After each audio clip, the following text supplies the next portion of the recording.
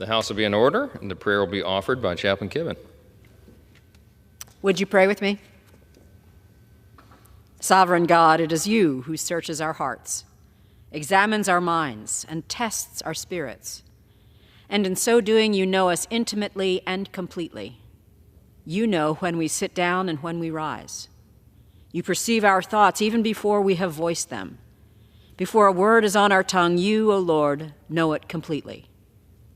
Such knowledge is both overwhelming and comforting. May we come to understand and accept that even knowing us as well as you do, you love us anyway.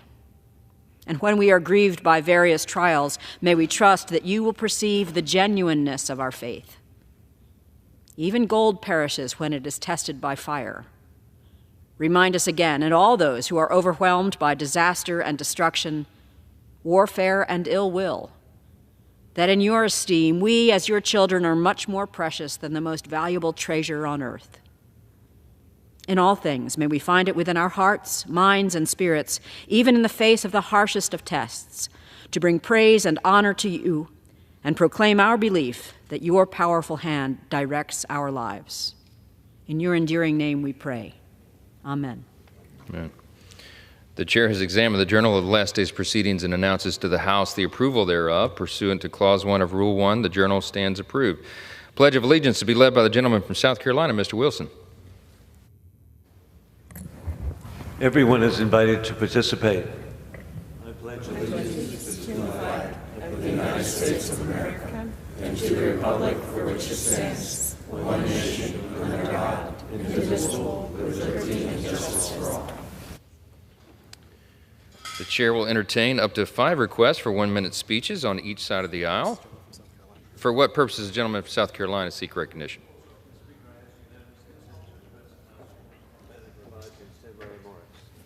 Without objection, the gentleman is recognized for 1 minute. Thank you, Mr. Speaker.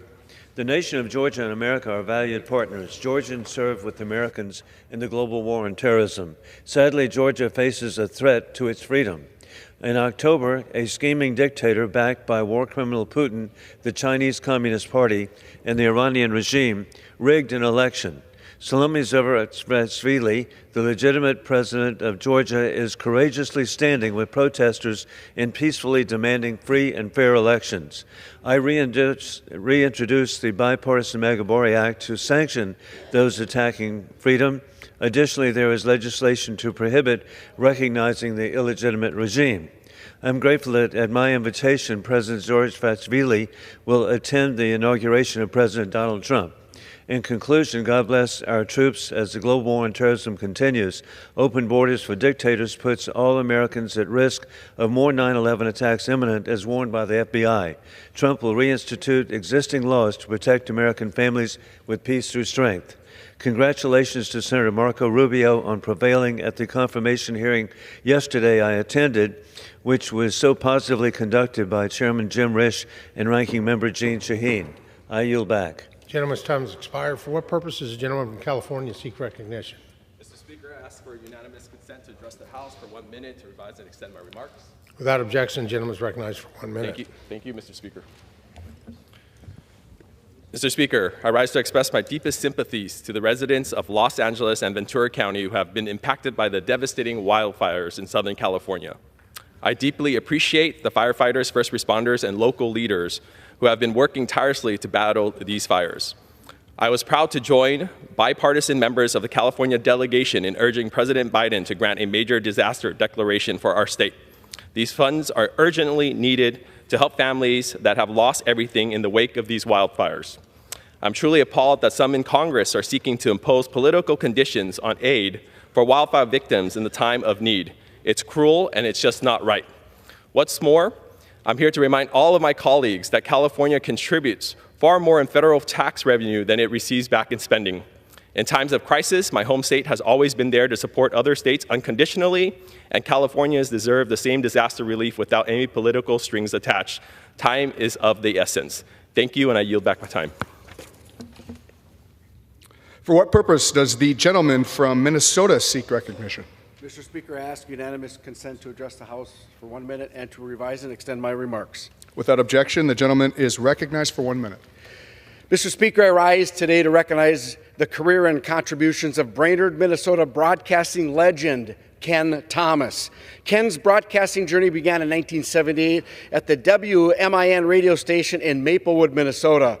Ken then moved to the Brainerd Lakes area, where he spent the next 4 decades hosting the morning show on WJJY-FM. Ken has had a number of different morning show partners, but for the past 20 years, he has shared the microphone with his current co-host, Tess Taylor. Together, Ken and Tess have been the trusted voices that many in the Brainerd area listen to as they enjoy their morning cup of coffee and drive to work. Ken's joyful and quick-witted commentary even made him a recipient of the National Association of Broadcasters Marconi Award for the Small Market Personality of the Year in 2017. Ken's legacy goes beyond the microphone. He is a longtime supporter of the Brainerd Lakes Area Walk to End Alzheimer's and works as a member of the Sertoma Service Organization. Additionally, every Thanksgiving, he volunteers to serve meals at the local Legion.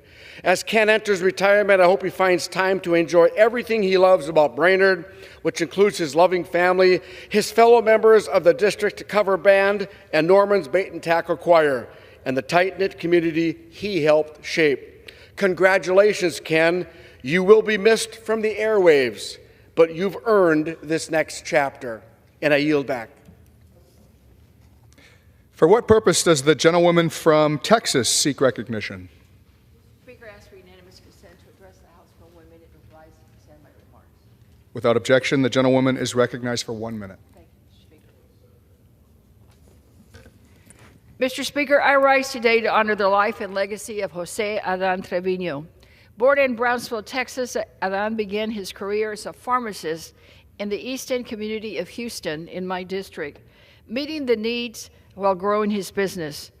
This theme carried throughout his life. In 1977, he founded KXLN, Houston's first Spanish-language TV station, later becoming Univision Houston and earning him the title of Father of Hispanic Media.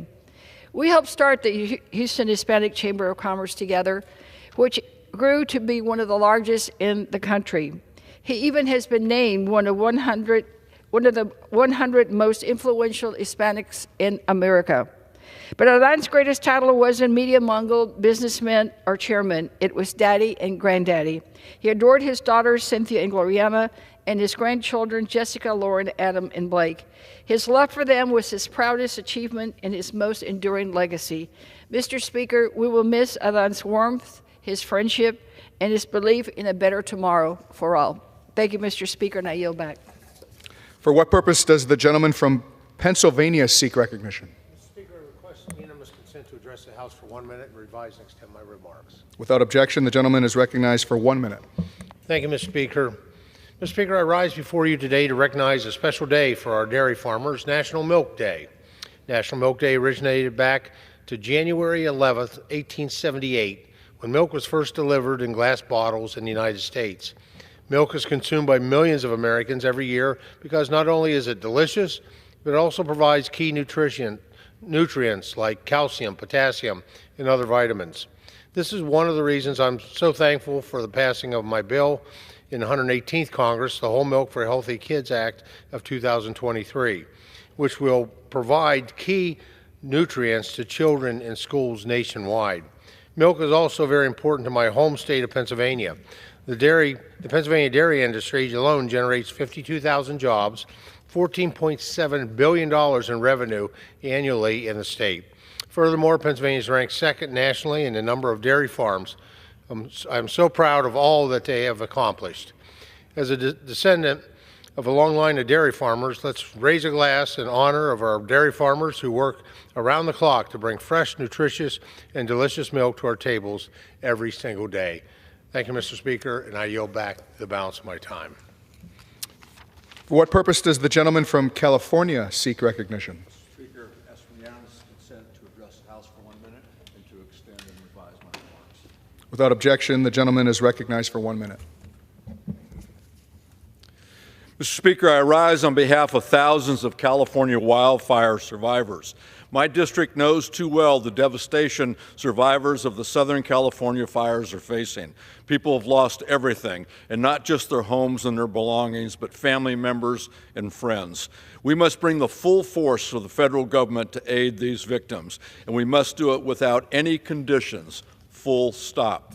We didn't put conditions on our federal aid when Louisiana was ravaged by Hurricane Katrina, when communities from Florida to North Carolina were swamped by Hurricane Helene, when Iowa faced destruction from high winds and flooding, when a train derailed in Ohio, polluting local waterways and the air, or when Hurricane Harvey hit Texas. This time should be no different. We are the Congress of the United States of America. Americans are in trouble, and when they need us, we need to be there. Thank you, and I yield back. For what purpose does the gentleman from California seek recognition? Seek unanimous consent to address the House for 1 minute, revise and extend my remarks. Without objection, the gentleman is recognized for 1 minute.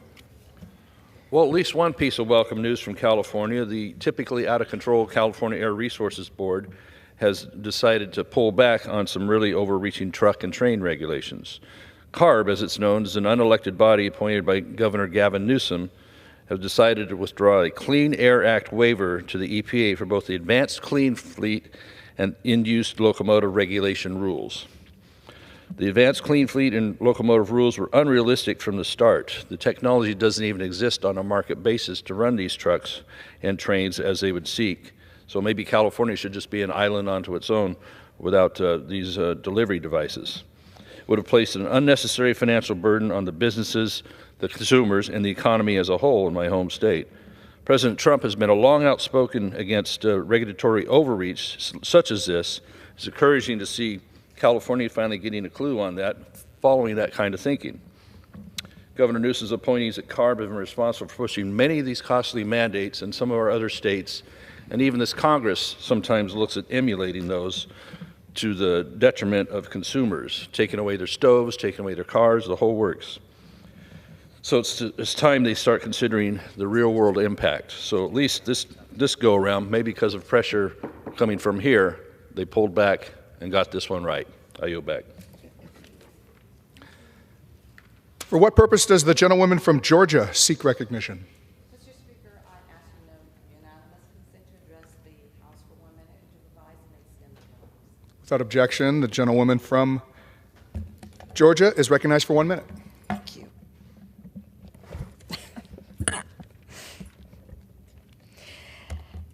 Atlanta and the state of Georgia have lost one of our greatest champions. My constituent, state senator and former minority whip, Vincent. He passed away at the age of 68 after a long battle with cancer. Known as the people's champion, he took up causes like saving Grady Hospital, authoring Georgia's first anti-hate crime laws, and saving people's homes from predatory lenders. He was always there, fighting for the least of these. After the murder of my son, Senator Fort was the very first elected official to invite me to share my story of Jordan at our state capitol. He didn't know me then, but he knew that what happened to Jordan was wrong and that our story needed to be told. That's just the kind of man that he was. May we all be so lucky to reflect on our lives and say, I have fought the good fight. I have finished the race. I have kept the faith. I know Vincent's family can say this of him. My heart is with the children that he loved so very much, Zan, Chloe, and Zoe, and with those who knew him best. He will be deeply missed. Thank you, and I yield back. For what purpose does the gentlewoman from Florida seek recognition? Mr. Speaker, I seek unanimous consent to address the House for 1 minute and revise and extend my remarks. Without objection, the gentlewoman is recognized for 1 minute. Mr. Speaker, I rise today to honor the extraordinary life and service of Colonel Perry Dahl, one of the last World War II fighter aces who passed away on December 2nd, 2024 in Tampa, Florida at the age of 101. Throughout his 37-year career in the U.S. Army and U.S. Air Force, Colonel Dahl left behind a legacy of courage, sacrifice, and commitment to our nation. Colonel Dahl enlisted in the Washington National Guard in 1940 and in 1944 became an ace where he went on to fly numerous World War II missions, defending fellow pilots and surviving capture from adversary forces. He displayed immense courage and perseverance during a mission that earned him the Silver Star, the United States Armed Forces' third highest military decoration for valor in combat. After World War II, Dahl continued his distinguished service, eventually retiring at the rank of colonel in 1978. In recognition of his heroic service, Colonel Dahl has since received numerous accolades, including the Distinguished Bronze Star, the Air Medal, and the 2015 Congressional Gold Medal. It is my privilege to honor the life of Colonel Dahl, a decorated veteran and true American hero in the 15th District of Florida. His legacy lives on in the lives he protected and the freedoms he fought to preserve. Colonel Dahl, may you rest in peace, and may your story continue to inspire for generations to come. Thank you, and I yield back. For what purpose does the gentlewoman from Michigan seek recognition? Unanimous consent to address the House for 1 minute and revise my remarks. Without objection, the gentlewoman is recognized for 1 minute. My heart breaks for the people in Southern California who have lost their loved ones, their homes, memories, everything they own, entire neighborhoods in these devastating fires. So Congress needs to send aid and help those suffering immediately, and it should not be controversial. Yet here we are with Republican leadership refusing to help those in need and want to put conditions on life-saving disaster aid. It's unprecedented and simply cruel to politicize this tragedy. These are the same folks that refuse to put conditions on aid to foreign governments like Israel, who's committing genocide right now. But they want to condition life-saving aid for fellow Americans who are victims of climate disaster. Think about that for one moment. Tens of thousands of people right here at home being displaced, many of which won't get the help they need from greedy insurance companies. Devastated families should not be pawns in their political games. With that, I yield.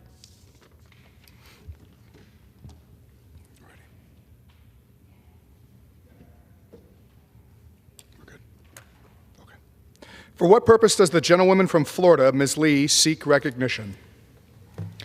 Mr. Speaker, pursuant to House Resolution 5, I call up the bill H.R. 30 and ask for its immediate consideration in the House. The clerk will report the title of the bill. H.R. 30, a bill to amend the Immigration and Nationality Act to provide that aliens who have been convicted of or who have committed sex offenses or domestic violence are inadmissible and deportable. Pursuant to House Resolution 5, the bill is considered read. The bill shall be debatable for 1 hour, equally divided and controlled by the Majority Leader and the Minority Leader, or their respective designees. The gentlewoman from Florida, Ms. Lee, and the gentleman from Maryland, Mr. Raskin, will each control 30 minutes. The chair recognizes the gentlewoman from Florida, Ms. Lee. Mr. Speaker, I ask unanimous consent that all floor members may have 5 legislative days in which to revise and extend their remarks and to insert extraneous material on H.R. 30. Without objection. I yield myself such time as I may consume. The gentlewoman is recognized. Thank you, Mr. Speaker. I rise in support of H.R. 30, the Preventing Violence Against Women by Illegal Aliens Act. Over the past 4 years, President Joe Biden and border czar Vice President Kamala Harris have allowed millions of unvetted illegal aliens into the United States.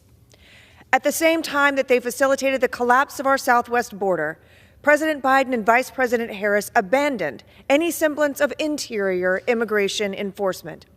In a September 2021 memo, the Biden-Harris administration made enforcement more difficult for immigration and customs enforcement officers. In training materials obtained by the Judiciary Committee and published in a staff report last year, DHS failed to answer seemingly clear-cut questions, such as whether an alien who served a 20-year drug-related prison sentence or an alien who discharged a firearm outside of a police station should be priorities for arrest and deportation. Until the Trump administration can change them, those are the training materials required for all of ICE's enforcement personnel nationwide. Instead of making clear that ICE officers should carry out their duties to remove criminal aliens from American streets, the Biden-Harris administration instructed ICE officers to develop a full profile of a criminal alien before deciding whether to arrest someone who is in the country illegally. In the training examples, that included determining whether an illegal alien has high blood pressure or is a caregiver. The Biden-Harris administration's immigration absurdity appears to know no bounds. In a transcribed interview with the Judiciary Committee, a former top ICE official admitted that the Biden-Harris administration's policies have made immigration enforcement more dangerous for ICE officers, more difficult to carry out, and less efficient overall. The ICE official even acknowledged that because of the border crisis, fewer ICE officers are available to track down public safety and national security threats because they're left to do border administration-related tasks. The consequences of these policies are not hypotheticals or simply numbers. They are a reality for families across the country, and they are emblematic of the Biden-Harris administration's war on women. Last September, the Judiciary Committee heard from 3 mothers whose daughters were brutally assaulted and murdered by illegal aliens welcomed into the country by President Biden and Vice President Kamala Harris. Tammy Nobles recounted how Joe Biden and Kamala Harris released into the country the MS-13 gang member who went on to murder and sexually assault her daughter, Kayla Hamilton. The killer later admitted to 4 additional murders and 2 additional rapes. Patty Marin told how an illegal alien raped and strangled her daughter, Rachel, and then stuffed her body into a drain pipe. The alleged murderer entered the country through border czar Kamala Harris's wide-open southwest border. Alexis Nungari spoke about how Joe Biden and Kamala Harris released at the border the 2 illegal aliens who went on to viciously assault and murder her 12-year-old daughter, Jocelyn. Ms. Nungari said she had no clothing from the waist down. Her hands and her ankles were tied, and she was thrown under the bridge of water like she was nothing but garbage. Victim advocate April Aguirre also told this tragic story of 11-year-old Maria Gonzalez. The Biden-Harris administration released her alleged murderer into the United States. Just 7 months later, the illegal alien assaulted and killed Maria, wrapped her body in a trash bag, stuffed her in a laundry basket that he shoved underneath his bed. These are not isolated incidents. In February 2024, an illegal alien was arrested in Alabama for allegedly raping a 14-year-old girl who could not consent to the intercourse as she was physically helpless or mentally incapacitated. In April 2024, an illegal alien was arrested in Indiana for allegedly breaking into a Michigan mobile home park and sexually assaulting 2 young girls. In May 2024, authorities arrested a 20-year-old illegal alien for allegedly snatching an 11-year-old girl off the street in front of her Lake Worth, Florida home and sexually assaulting her. According to local officials, the Guatemalan national crossed the U.S.-Mexico border in early January 2024, made his way to Florida shortly thereafter, and does not have an immigration court date until 2027. Just earlier this month, ICE arrested a Dominican national who had been charged with assault to rape, kidnapping, and indecent assault.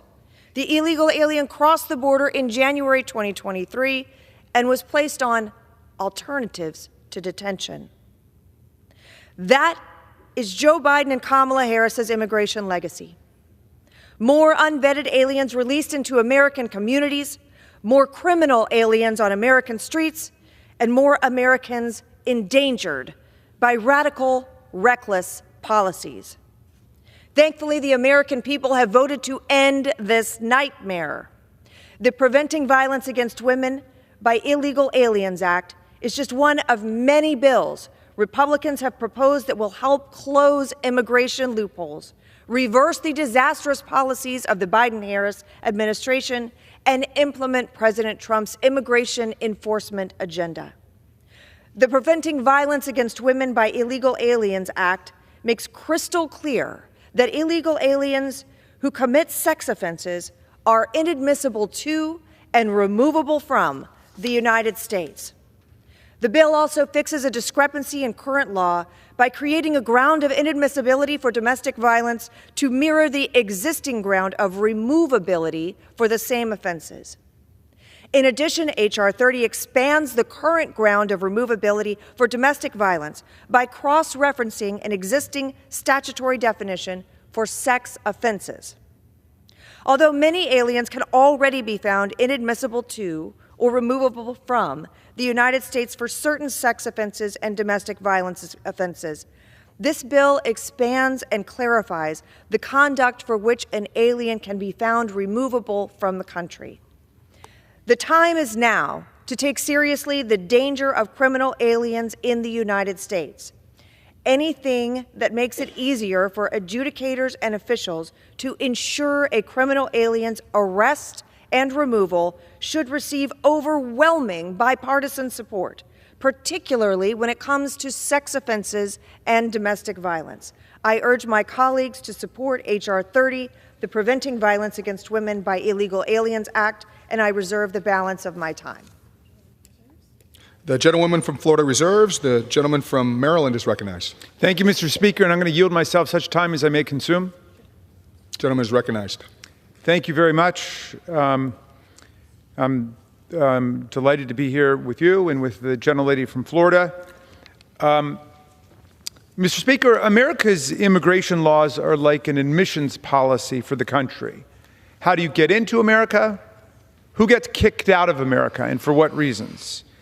Our immigration laws today will get you kicked out, deported from the country, if you commit rape, other sex offenses, domestic violence, or indeed any other crime of violence. That's the law today. You're convicted, you're deported, you're out. That's been the law for decades in America. Our immigration law establishes a similar policy on the way in. It provides that anyone seeking admission to America who's committed a violent sex offense or a crime of domestic violence is inadmissible to our country. Since the 1930s, case law has made it perfectly clear that rape, domestic violence, and sexual battery are all, quote, crimes involving moral turpitude, which make the perpetrator inadmissible to America. That's been the law in our country for decades. So, what does H.R. 30 add? If committing a sexual assault or domestic violence will already render you deportable and inadmissible under our laws, why do we need to create another section of the law doing the same thing? Is it necessary or is it redundant? Of course, it's being redundant and unnecessary may not be a sufficient reason to vote against the bill. After all, I cheerfully admit that this body, under the stewardship of our friends, passes a lot of unnecessary and redundant legislation in the House just to send a message, as they say, and perhaps this is what our friends set out to do today, to pass another simple messaging bill. The complication today is this. The way this messaging bill is actually written will create big problems for many, many victims of domestic violence.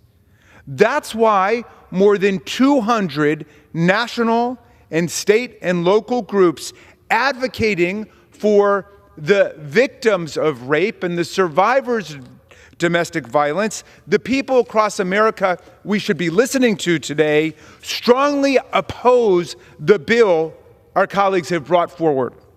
The National Task Force to End Sexual and Domestic Violence sent us a letter urging us to reject H.R. 30, and I urge every single member of Congress to read this letter carefully before you vote on this bill. The groups fighting domestic violence warn that this legislation, quote, can ultimately have devastating consequences for immigrant victims of domestic violence.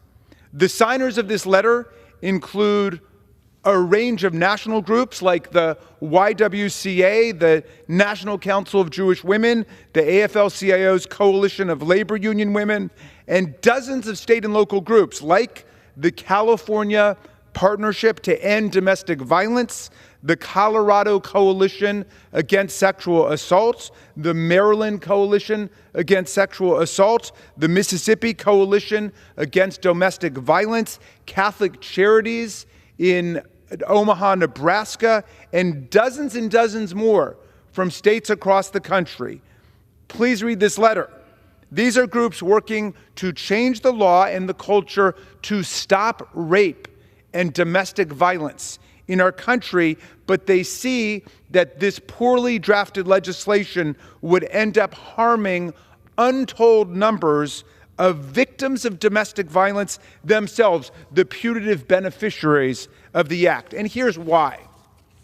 When it comes to crimes involving moral turpitude, there are exceptions in the law to protect domestic violence victims who often get swept up in the very laws designed to protect them. Anyone who's ever been a prosecutor or a public defender in this chamber knows that it's common for abusers to accuse their victims of domestic violence themselves and assault, sometimes truthfully, often falsely, but in any event, it's well known that the victims get arrested, prosecuted, and sometimes even convicted simply for defending themselves and fighting back against their abusers and rapists. Here's a real-life example drawn from the domestic violence survivor advocacy groups opposing their legislation. A young woman on a student visa here was trapped in an abusive relationship, and her estranged boyfriend tried to rape her. She fought back, biting his ear and drawing blood. She then called the police to report the rape, but upon seeing the boyfriend's injury, the officers also arrested the female victim, whose language skills kept her from comprehensively explaining what had happened at that point. She spent several days in jail and was ultimately convicted of misdemeanor domestic violence, but the judge sentenced her to time served once she got a lawyer and translation services, which allowed the context of her violent abuse that she'd been enduring to become made plain to the police and the court. Now, because of exceptions that exist in our laws today, this woman was not deemed inadmissible to America because her simple assault charge carried less than a 6-month penalty. But under the new bill, which would establish inadmissibility without any waivers or exceptions at all for victims, she would clearly have to be deemed inadmissible to America. No exceptions would exist any longer for domestic violence victims who have committed minor crimes in the context of resisting their violent abuse. This means that the victim in this case, who's legally in the United States on a student visa while she attends college, would be barred permanently from obtaining a green card or any new immigration status simply because she was a victim of an attempted rape who fought back against her attacker. With no ability ever to adjust her status under the law, she would be deported and kicked out of our country permanently. Now, some might say that this is the price she should rightfully pay for biting or hitting back at her violent abuser. But do we really want to say that we would not want our daughters or sisters or mothers to do the same in that situation? Should we really compound the horrors of domestic violence and assault with a harsh immigration penalty on victims? Do we want to give domestic abusers more power over their victims by giving them more opportunities to file charges, true or false, against their victims to keep them from reporting their abuse to authorities? It seems we live in a time, Mr. Speaker, when it's very easy to forgive Sexual abusers, assailants, rapists, and sexual harassers who have a lot of power and wealth in society, but very hard to forgive their victims for fighting back. Look what's going on across the hallway. Secretary of Defense nominee Pete Hegseth has been credibly accused of sexually assaulting a woman at a conference in 2017 and entered into a major private financial settlement over the charges. And there are people planning to vote for this legislation today who also support his nomination. Education Secretary nominee Linda McMahon and her husband were recently sued for failing to act on credible allegations of sexual abuse within the World Wrestling Entertainment Organization. And of course, the president-elect's initial pick for Attorney General Matt Gaetz faces numerous allegations of sex trafficking, a minor, and statutory rape. There are civil adjudications of sexual abuse going to the very top of the new administration. The law, as it stands today, and as we've had it for decades, provides for waivers to protect the immigration status of victims of domestic violence who are charged with fighting back against their abuser. While the proposed bill would retain waivers for victims in the deportability context, it would not allow for waivers or exceptions in the inadmissibility context. I don't know why this asymmetry and discordance were written into this legislation, whether it was deliberate or just accidental. But the upshot is that the entire national movement working to arrest and reduce domestic violence in America is now opposing this bill that claims to be in support of the victims of domestic violence. We note another serious problem with the bill, which makes it backfire again against victims. It would significantly expand the definition of domestic violence to include the statutory Violence Against Women Act definition that is used for the civil context of grants and funding. This much broader definition was never designed to be used in the criminal law. In fact, the definition explicitly says that it covers conduct, quote, that may or may not constitute criminal behavior.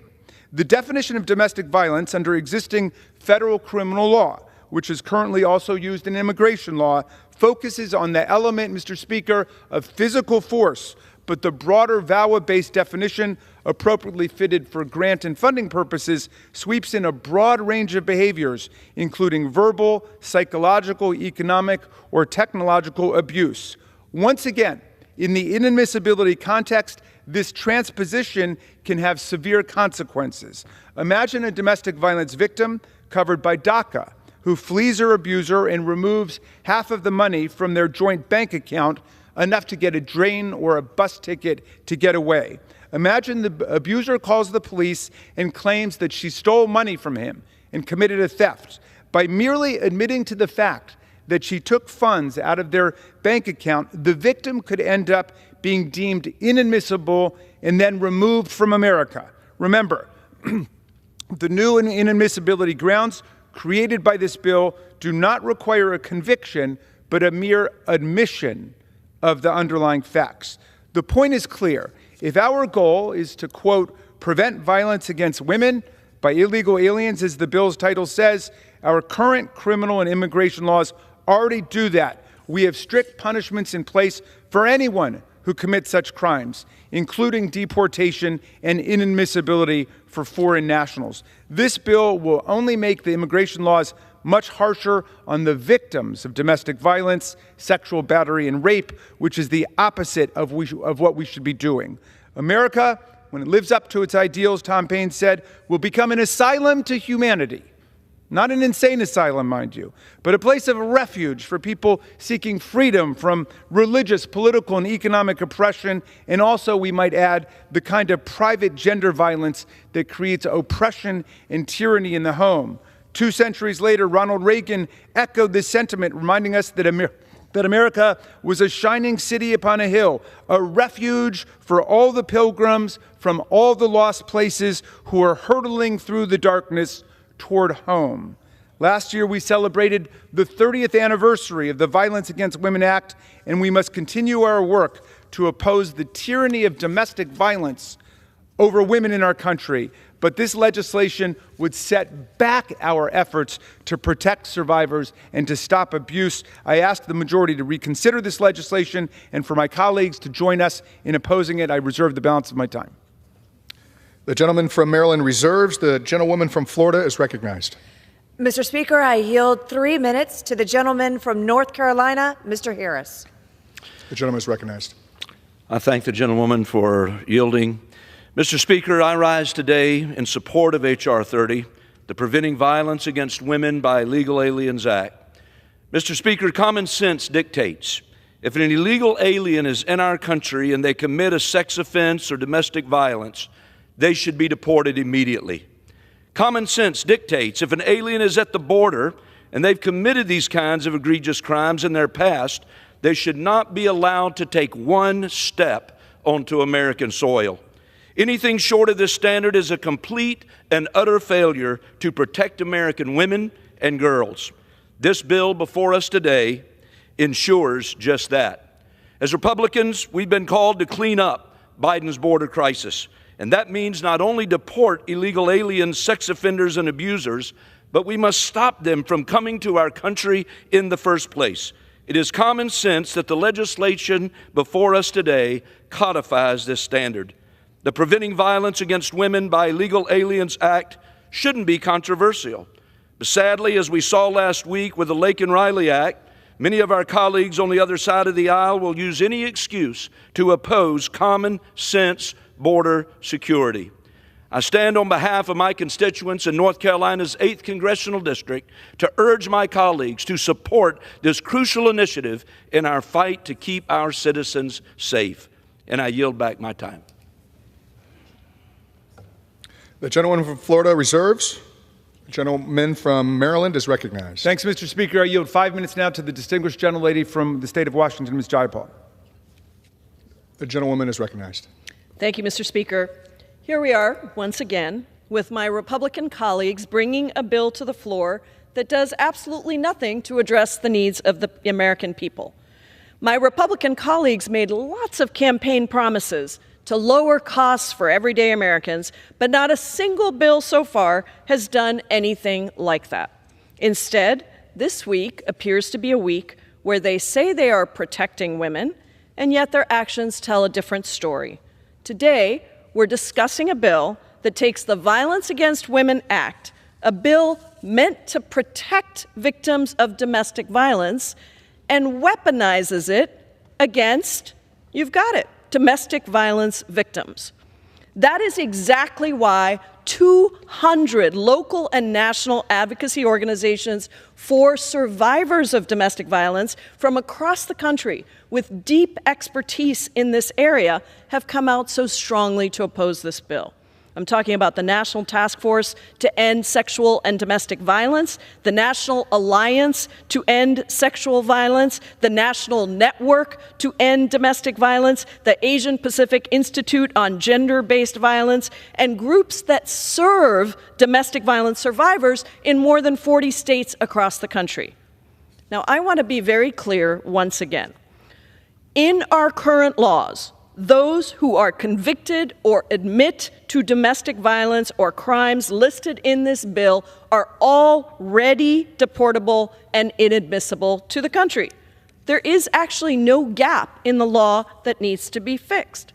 Instead, in a perverse move, this bill would make it easier to label survivors of domestic violence as perpetrators, to make them removable from the country and eliminate existing legal safeguards that protect survivors. This is once again a bill that widens the highway to Donald Trump's mass deportation plans. I want to talk through an example. The police show up to a domestic violence call. The victim was attacked by her abuser, and she fought back in self-defense. Maybe the abuser has some scratches on his face. It is common practice for the police to arrest both parties in that situation when responding to a domestic violence incident. The police write a report describing how the victim hit her abuser in self-defense. Under this bill, That is an admission constituting the elements of domestic violence, and this woman is now inadmissible and subject to deportation. Even if she is never charged, even if a judge later rules that she did not commit any crime, that so-called admission in the police report that she responded in self-defense to hit her abuser, that is enough to make her inadmissible under this bill. And that is, again, why more than 200 advocacy organizations for domestic violence survivors, deeply ensconced in the material of what happens every day across the country, far too often, those groups are all deeply opposed to this legislation.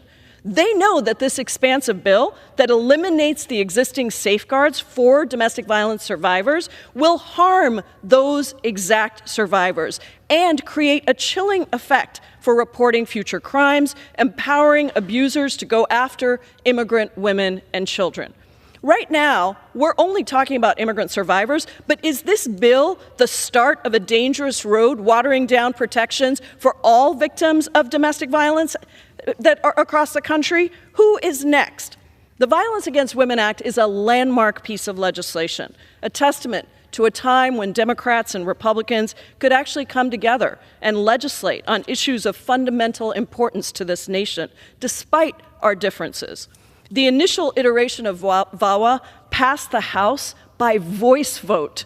Can you imagine that? It passed by voice vote. It reshaped how we as a country talk about gender-based violence and how we treat survivors.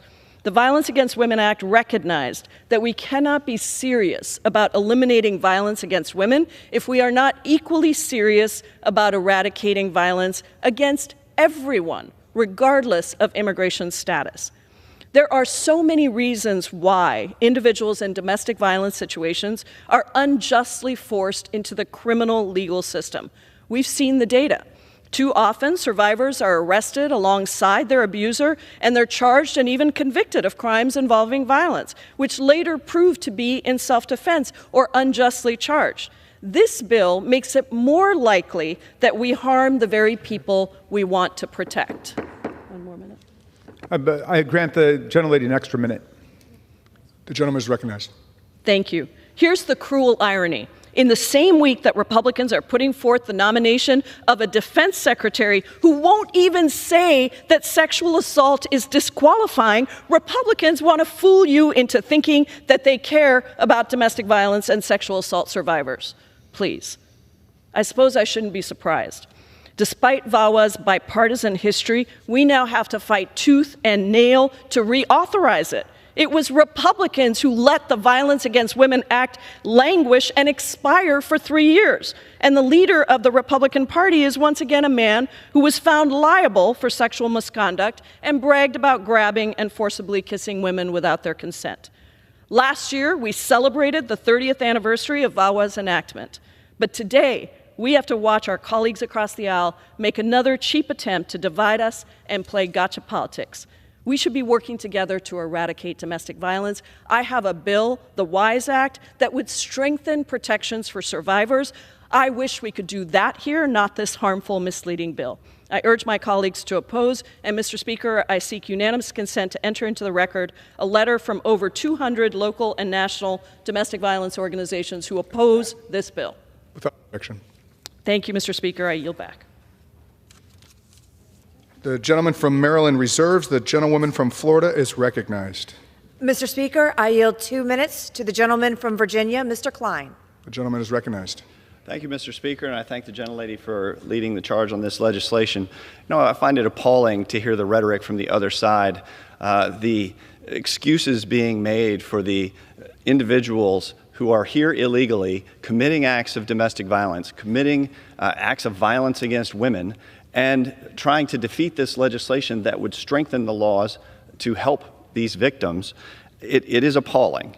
As a former domestic violence prosecutor and as a state legislator, we have seen this before. When we have tried to strengthen laws to protect victims of domestic violence, you find all too often those who would essentially become apologists for the abusers themselves come in and object to these efforts. And we're seeing that here today.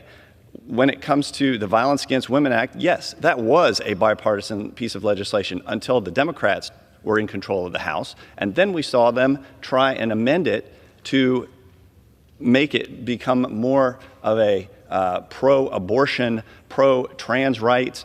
You can't even define a woman. How are you going to pass a Violence Against Women Act that actually protects women? So, yes, we stand for the original Violence Against Women Act. In fact, we offered it as a substitute. And guess what? The Democrats voted against it because they would rather stand up for the other extraneous provisions of the legislation. This legislation will protect American communities from criminal illegal aliens, create new grounds of inadmissibility and removability, and expand current grounds for aliens who commit sex offenses and domestic violence offenses. I urge my colleagues to support it because illegal aliens who commit child abuse, sexual assault, and domestic violence have no place in our country. This bill makes it clear that predators will not be tolerated in the United States. With that, I yield back. The gentlewoman from Florida reserves. The gentleman from Maryland is recognized. Mr. Speaker, I wonder if our colleagues could explain why more than 200 groups advocating for women's rights and women's security are opposing this legislation. Can they explain why the groups that are on the front lines of opposing domestic violence reject their legislation as sloppy and bound to hurt the victims? That we have heard no explanation about that, and we reject the slur that they or we are somehow standing up for the abusers here when we're standing up for the victims. And they're actually going, this legislation, if it were to pass, would actually make it a lot easier for the abusers to terrify and intimidate the victims. I'd like to yield now 2 minutes to the very distinguished gentleman from California, Representative Correa. Thank you, sir. Mr. Speaker, let's be clear. Under current law, people who commit sexual offenses are already inadmissible to this country and subject to deportation. And let's be clear, I fully support, all of us fully support, getting convicted sexual predators off our streets, irrespective of legal status. Sexual crimes, Mr. Speaker, are the most heinous crimes. But to solve a crime, first you have to report it. And sadly, sex crimes are the most underreported crimes there are. And back in Orange County, Mr. Speaker, we have worked for years to make sure to earn the trust so the immigrant community can step up and report crimes. And this bill is going to undo all of that work. This bill, by using the broader WABA definition, will make victims who acted in self-defense, victims who were wrongly accused by their abusers, unable to defend themselves, subject to deportation. And this bill will also apply to individuals with legal status, people with green cards, students, temporary workers, DACA holders, and TPS holders. Mr. Speaker, this bill will now give crime victims all the reasons in the world not to report a crime. This bill punishes victims, pushes victims back into the shadows, telling the victims, if you report a crime, you are subject to deportation. Look, I ask my colleagues, let's go back. Let's redraft this bill to do what it's intended to do, to get sexual predators off our streets and to protect the victims of sex crimes, this most heinous crimes. Thank you very much, and I ask my colleagues, please vote no on this measure. I yield. I want to thank the gentleman for his excellent remarks and will reserve. All right, the gentleman from Maryland reserves. The gentlewoman from Florida is recognized. Mr. Speaker, I yield 3 minutes to the gentleman from California, Mr. McClintock. The gentleman is recognized.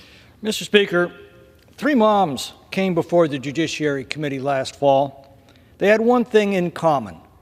Their daughters had been brutally assaulted and murdered by illegal aliens who'd been allowed into this country by the Democratic administration and had not been removed even after committing other offenses as well. The statistics tell us how broad this threat has become, but behind the statistics are grieving families, shattered lives, and entirely preventable atrocities, not one of these murderers would have been here except for the Democrats' deliberate policies. The Democrats often talk about the war on women, but they couldn't care less about allowing a flood of sexual offenders, domestic violence offenders, and child abusers into our communities and allowing them to stay indefinitely free from any fear of deportation protected by the Democrats' sanctuary laws. And when these monsters commit these ghastly acts and their grief-stricken moms come here for help, the Democrats put on their best long faces, assure everyone how much they grieve with the families, and then argue to continue precisely the same policies that have produced this nightmare in the first place. Thank God that in 4 days, this tragic chapter in our nation's history will close. Shortly after noon on Monday, President Trump will issue executive orders to protect the American people once again. Too late for these grieving families, but perhaps just in time for yours or mine. Yet I worry that if the Democrats are ever returned to power, these policies will resume. We've got to change our laws so that they can't. This measure removes the loopholes in current law that allowed the Democrats to unleash this scourge in our communities and requires that illegal aliens who commit sex offenses or domestic violence are not to be allowed into this country under any circumstances and must be immediately removed if they do get in, no matter who is president. I yield back. I reserve the balance of my time, Mr. Speaker. The gentlewoman from Florida reserves. The gentleman from Maryland is recognized. I yield 2 minutes now to the distinguished gentlelady from California, Representative Simon. The gentlewoman is recognized. Get my microphone together. Thank you, Ranking Member Raskin, and thank you, Mr. Speaker. I'm honored today to speak in this chamber as a survivor. Folks know back home that I've been doing this work for 30 years, day in and day out, and as a survivor who almost lost my life in my early 20s, I am proud to stand with millions of women and girls who have been victims and who are moving towards survivorship and saying no to this piece of legislation. Mr. Speaker, you see, I come with 30 years of experience. I started my career leading the Young Women's Freedom Center, and I stood shoulder to shoulder with young women and girls who had been trafficked and beaten. I've been in morgues. I've been in the tanks of our county jails on my literal knees, pleading with law enforcement to let young women out who themselves were victims and who were incarcerated wrongly for standing up for themselves while they fought for their lives. I've learned through this work that justice is not a principle, it is our responsibility. Later in my career, I led the Lawyers Committee for Civil Rights, started by President Kennedy, which we expanded access and legal representation for migrants and asylum seekers, many of them who came seeking peace and solidarity in search of safety and dignity. Today, as a representative of California's 12th district, I remain committed to advancing real solutions, and making our communities safer. I, too, was a domestic violence advocate for a prosecutor. I know this work. I remain committed to working with my colleagues on both sides of the aisle to fix a severely broken immigration system. But moreover, I am here to stand up for victims. I would love another minute. Lady, another minute. H.R. 30, and I repeat, does nothing to advance these solutions. Instead, it broadens the definition of domestic violence in ways that punishes survivors, making them admissible and subject to deportation, regardless of their legal status. Colleagues, we must read this bill. Read it. Let me be clear. We know that federal law already allows already allows deportation, demands deportation for individuals convicted of domestic violence. H.R. 30 doesn't strengthen the protection of survivors. It weaponizes them. I know what it means to protect victims, ranking member. It means to fight systemic equities in our current systems that don't work for those victims or survivors. You know, H.R. 30 doesn't do this work. That is why I, too, stand with over 200 organizations, one in which I co-founded, the Sister Warriors Coalition that is 10,000 strong, young women and girls who are surviving rape and domestic violence and trafficking. They, too, say no. We reserve. Thanks to the gentlelady for her distinguished remarks. Thank you. The gentleman from Maryland reserves. The gentleman from Florida is recognized. Mr. Speaker, I yield 3 minutes to the gentleman from Missouri, Mr. Onder. The gentleman is recognized. Thank you, Mr. Speaker. I rise in strong support of H.R. 30, the Preventing Violence Against Women by Illegal Aliens Act. President Biden's open border policies have been felt in our communities where now more than ever, women are hesitant to walk alone on parking lots and look over their shoulder. In the past few years, we've seen illegal aliens chase, beat, sexually assault, and burn women, even in public. These illegal aliens target and abuse women. This bill sends an important message that we will have zero tolerance for domestic and sexual violence by illegal aliens. H.R. 30, the Preventing Violence Against Women by Illegal Aliens Act, builds on the Lake and Riley Act. While the Lake and Riley Act will have prevented the death of that 22-year-old nursing student, this bill will protect women in the future by strengthening protections against violent aliens. This bill has two important components. First, it amends current immigration law to expand the definition of sex offenses that require deportation. It would explicitly create grounds for inadmissibility for aliens who commit a sex offense as defined by the Adam Walsh Child Protection and Safety Act of 2006. Second, it explicitly establishes a ground of inadmissibility for specific domestic violence offenses. It closes a loophole in current law and clarifies what illegal aliens must be removed for domestic violence. Enforcement by ICE for these offenses has plummeted in the years between the Trump and the Biden administrations. Over that same period, we have seen an increase in violent crimes and sexual assault by illegal aliens. It's time to replace the slap-on-the-wrist approach with law and order. I genuinely believe that this legislation is part of our mandate from the American people, and we should send this legislation to Donald Trump's desk for signature on day one. On Tuesday, I was very encouraged to see 48 of my Democrat colleagues vote for common sense protection of Americans by voting for the Lake and Riley Act.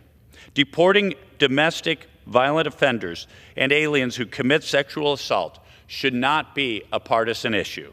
I hope that my colleagues on the other side of the aisle will join us in supporting H.R. 30. Thank you, Mr. President, and I yield back. I reserve the balance of my time. The gentlewoman from Florida reserves. The gentleman from Maryland is recognized. Mr. Speaker, I gladly yield 90 seconds to the very distinguished gentleman from New York, Mr. Nadler. Thank you, Mr. Speaker. Let's be very clear. Sexual offenses and domestic violence are serious crimes, and there are already grounds for deportability and inadmissibility, as they should be. Unfortunately, this bill is so poorly drafted that it would result in extremely harsh and unintended consequences, including the removal of survivors of domestic violence. This bill attempts to significantly expand the definition of domestic violence to include the Violence Against Women Act definition that is used for grants and funding. This is a much broader definition that was never meant to be used in criminal law. We know that because the definition explicitly says it covers conduct, quote, that may or may not constitute criminal behavior.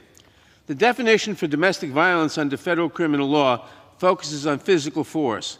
This broader VAWA-based definition sweeps in a wider range of behaviors that domestic violence organizations say will implicate survivors who have used violence in self-defense or who were accused by their abusers and were either unable to defend themselves or pled guilty to avoid having to go through the court process. This bill would also make it less likely that immigrant communities will report incidents of domestic violence.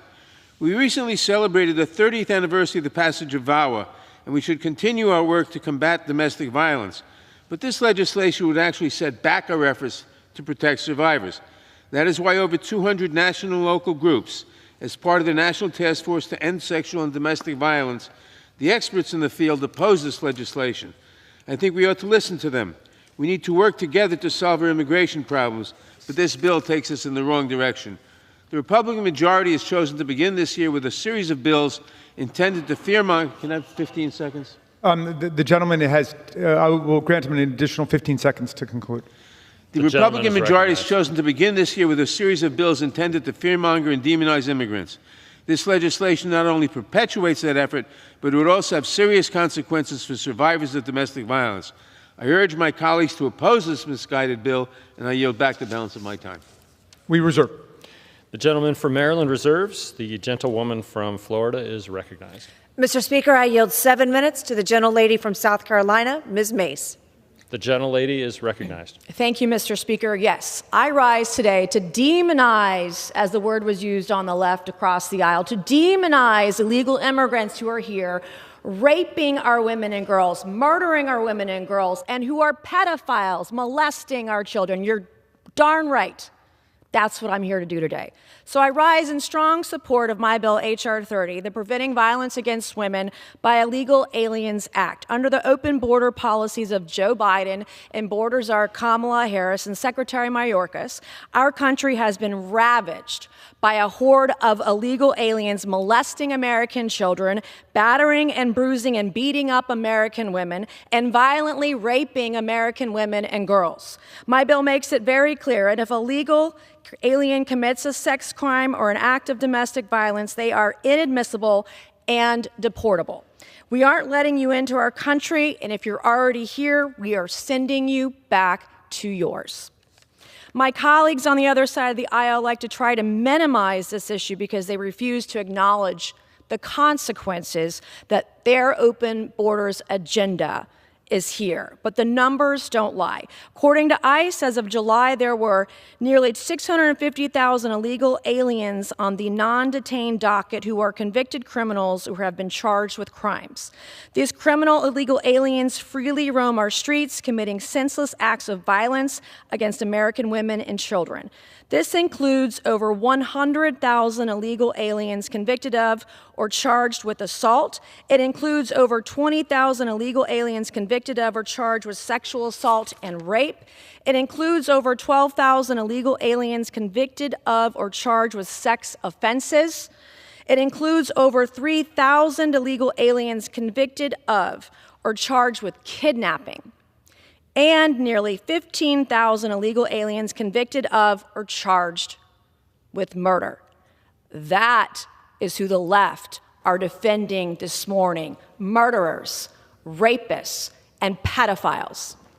Hundreds of thousands of criminal illegal aliens are out on our streets terrorizing our women and girls. This bill passed the House last year in September by a vote of 266 to 158. 158 Democrats voted against this bill last time.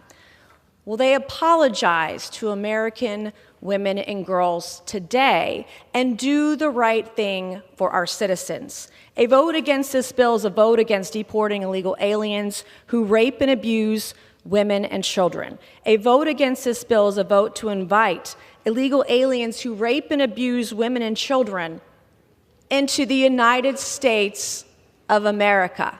I can think of nothing less American than that.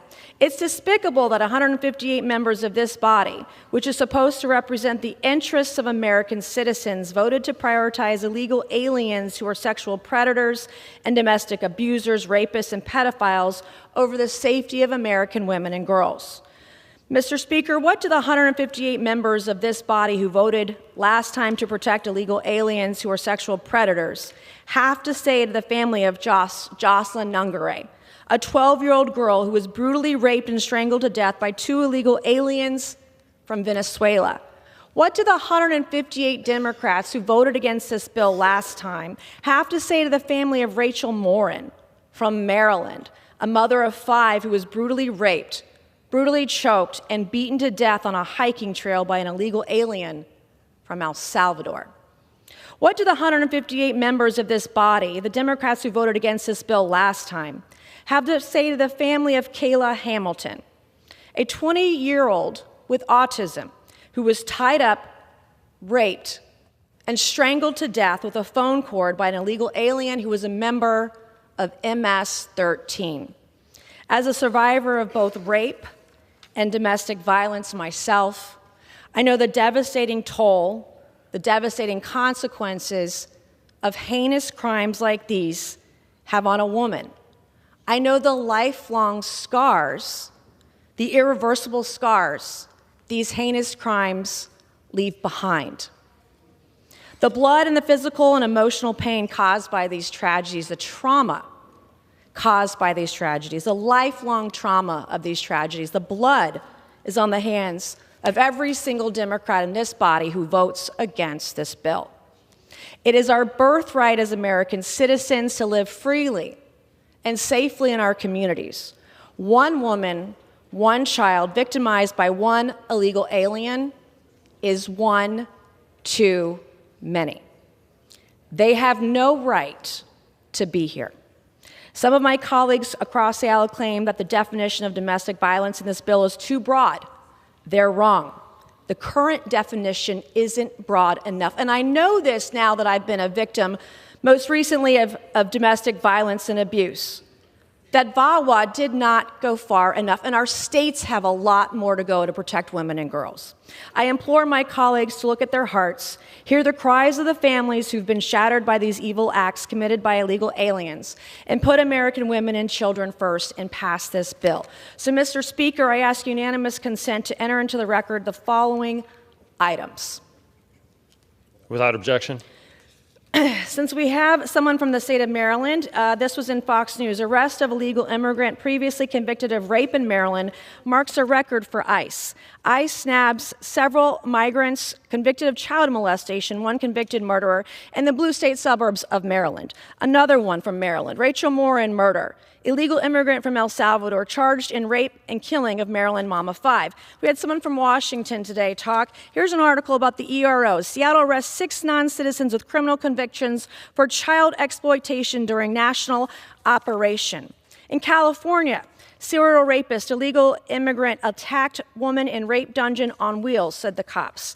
And then, of course, someone from New York. Here's the headline from New York. New York City arrests unlawfully present Salvadorian citizen convicted of rape. These are the illegals that the left is defending today. I find it disgusting and offensive, and I will always put American women and girls first. Thank you, and I yield the rest of my time. I reserve the balance of my time. The gentlewoman from Florida reserves. The gentleman from Maryland is recognized. I yield 2 minutes to the distinguished gentlelady from Wisconsin, Representative Moore. The gentlewoman is recognized. Thank you, Mr. Speaker, and thank the gentleman for yielding to me. I rise today in opposition to this dangerous legislation. You know, it's been pointed out in this debate that H.R. 30 fails to protect domestic abuse survivors as it undermines the Violence Against Women Act, a historic legislation that was carefully drafted by in a bipartisan manner, which included critical protections like U visas and T visas, the battered spouse waiver, and the option to self-petition for permanent residence. This legislation, whether it means it or not, intends it or not, it really cancels out these important protections. You know, immigrant survivors are already fear. We don't need to fear-monger them anymore. They're already scared of contacting the police due to the deportation risk. And H.R. 30 exacerbates these real concerns that these victims will be swept up by this bill. As noted by a wide range of stakeholders, immigrant victims are particularly vulnerable to being arrested and prosecuted for domestic violence or acting in self-defense, even if they're falsely accused by an abuser of being a primary aggressor. We know that this comes straight out of a playbook by some of our historic traffickers, pimps. This bill will empower pimps and traffickers as it's written. And it'll sweep more survivors than being inadmissible or deportable. And how does that protect them?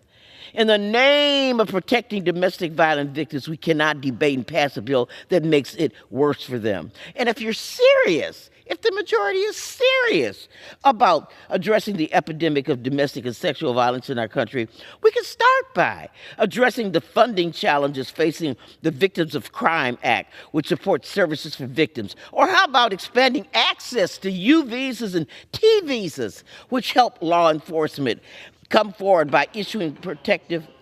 I can yield the gentlelady an additional 15 seconds.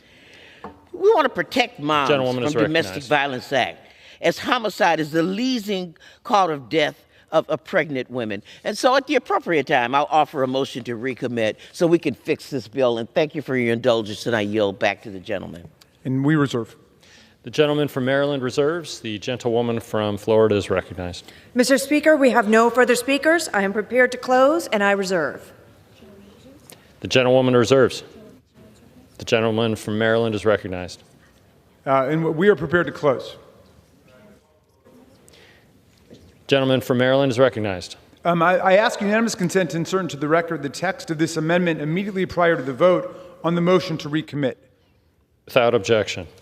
Mr. Speaker, I can't blame my colleagues because they ran on a platform of doing better than Joe Biden on the economy, but he gave us an economy that is the glory of the world, the envy of the world, as The Economist magazine put it recently. Created 16 million new jobs, a roaring stock market, a revived manufacturing sector, but instead of doing anything to lower the price of groceries, which is what they promised, to lower the price of energy, which they promised, no, they come back and basically ask us to pass what's already in the law, but they subtract from their duplicative, redundant section the waivers and exceptions that protect the victims and survivors of domestic violence.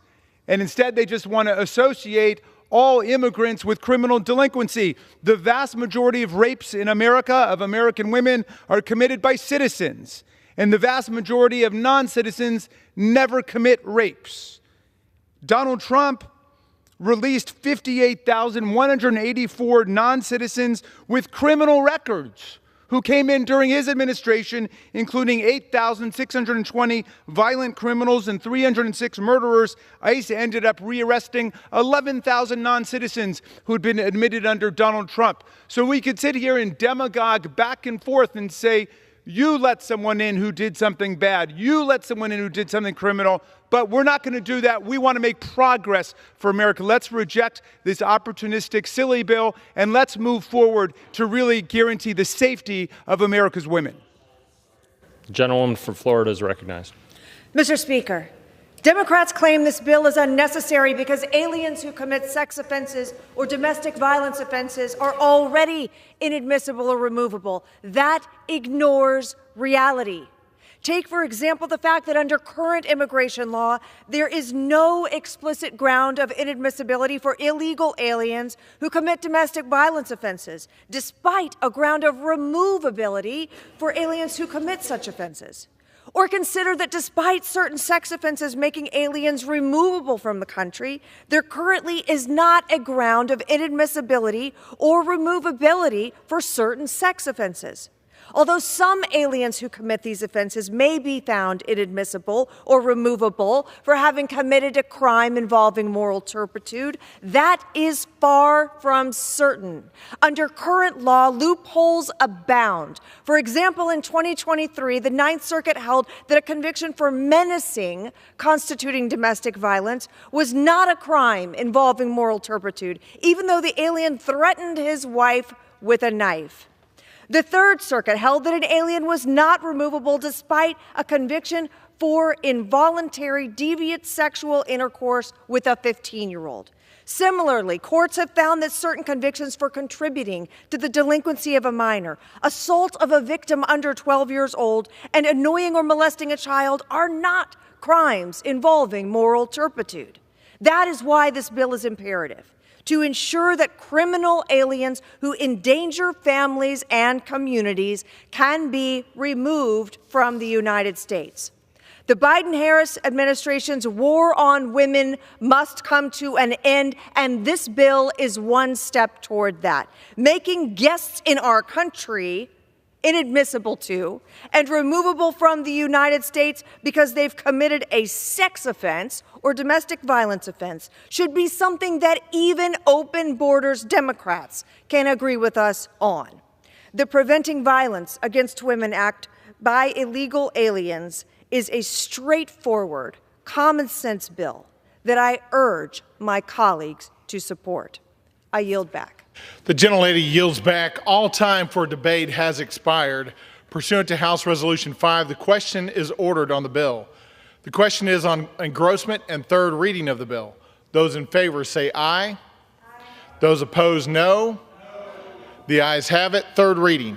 A bill to amend the Immigration and Nationality Act to provide that aliens who have been convicted of or who have committed sex offenses or domestic violence are inadmissible and deportable. For what purpose does the gentlewoman from Wisconsin seek recognition? Mr. Speaker, I have a motion to recommit at the desk. The clerk will report the motion. Ms. Moore of Wisconsin moves to recommit the bill H.R. 30 to the Committee on the Judiciary. Pursuant to Clause 2B of Rule 19, the previous question is ordered on the motion to recommit. The question is on the motion. All those in favor say aye. Aye. Those opposed, no.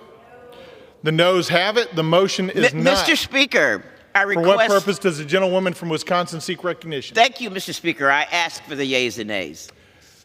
The yeas and nays are requested. Those favoring a vote by the yeas and nays will rise. A sufficient number having risen, the yeas and nays are ordered. Members will record their votes by electronic device. Pursuant to Clause 9 of Rule 20, the chair will reduce to 5 minutes the minimum time for any electronic vote on the question of passage of the bill if ordered. This is a 15-minute vote.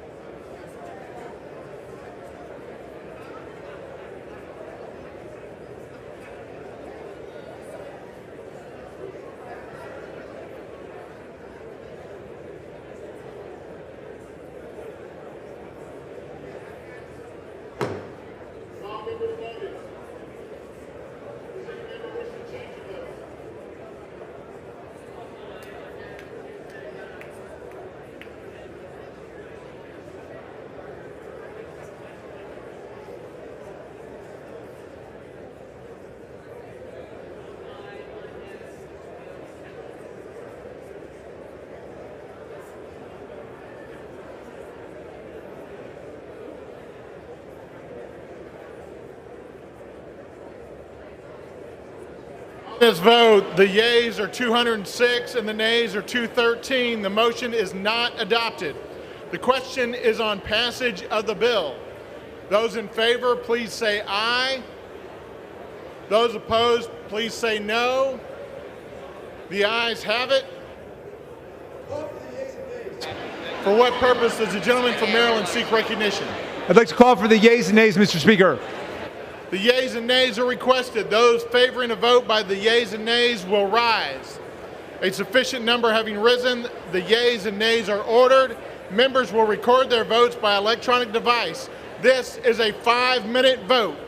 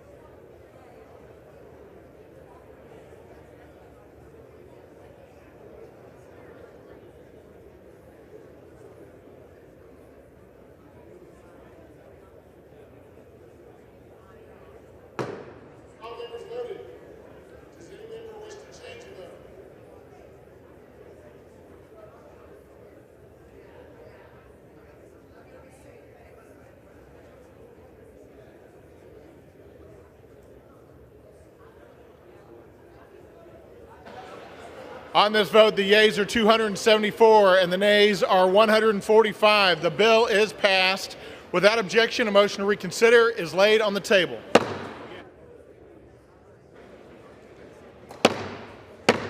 The House will be in order. The House will be in order. The chair will receive a message. Mr. Speaker, a message from the President of the United States. Mr. Speaker, Madam Secretary, I am directed by the President of the United States to deliver to the House of Representatives a message in writing.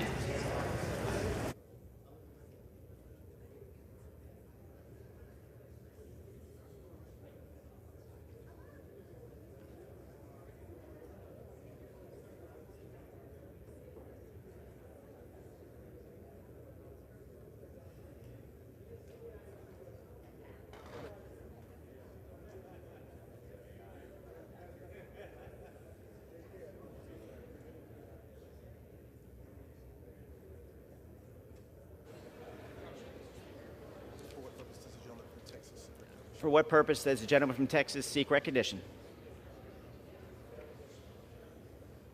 Speaker, I ask unanimous consent that when the House adjourns today, that it adjourn to meet at 10 a.m. on Monday morning.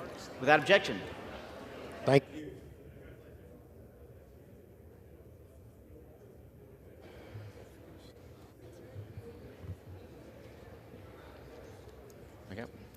The chair will now entertain requests for 1-minute speeches. For what purpose does the gentlewoman from Wyoming seek recognition? Unanimous consent to address the body. Without objection, you are recognized for 1 minute. Today we gather to honor and remember a remarkable leader, Anthony Al Addison. Al's life was defined by service, dedication, and an unwavering commitment to the Northern Arapaho tribe, leaving a legacy that will inspire generations. Al served 20 years in the U.S. Air Force, demonstrating the same integrity and devotion that he later brought to the Northern Arapaho tribe. As the longest-serving member of the Northern Arapaho Business Council, his leadership and vision guided the community through significant growth and change. Beyond his professional achievements, Al was a compassionate father, a mentor, and a trusted friend. His true legacy lies not only in the projects he championed, but in the lives that he enriched and the community that he strengthened. Al will be deeply missed, but his memory lives on in the hearts of those that he touched. Thank you, and I yield back. For what purpose does the gentlewoman from North Carolina seek recognition? Without objection, the gentleman from North Carolina is recognized for 1 minute.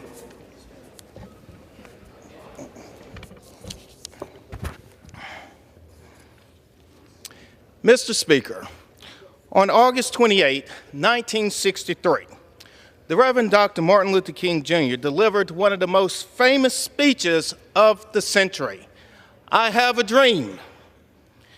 During the March on Washington for Jobs and Freedom, he shared his dream, which was deeply rooted in the American dream. His speech reminded us of our nation's promises of freedom, justice, and equality. Mr. Speaker, North Carolina State University professor Jason Miller discovered a recording of this iconic speech. However, this recording captured Dr. King delivering it to about 1,800 people at Booker T. Washington High School in Rocky Mount, North Carolina, 8 months before the March on Washington.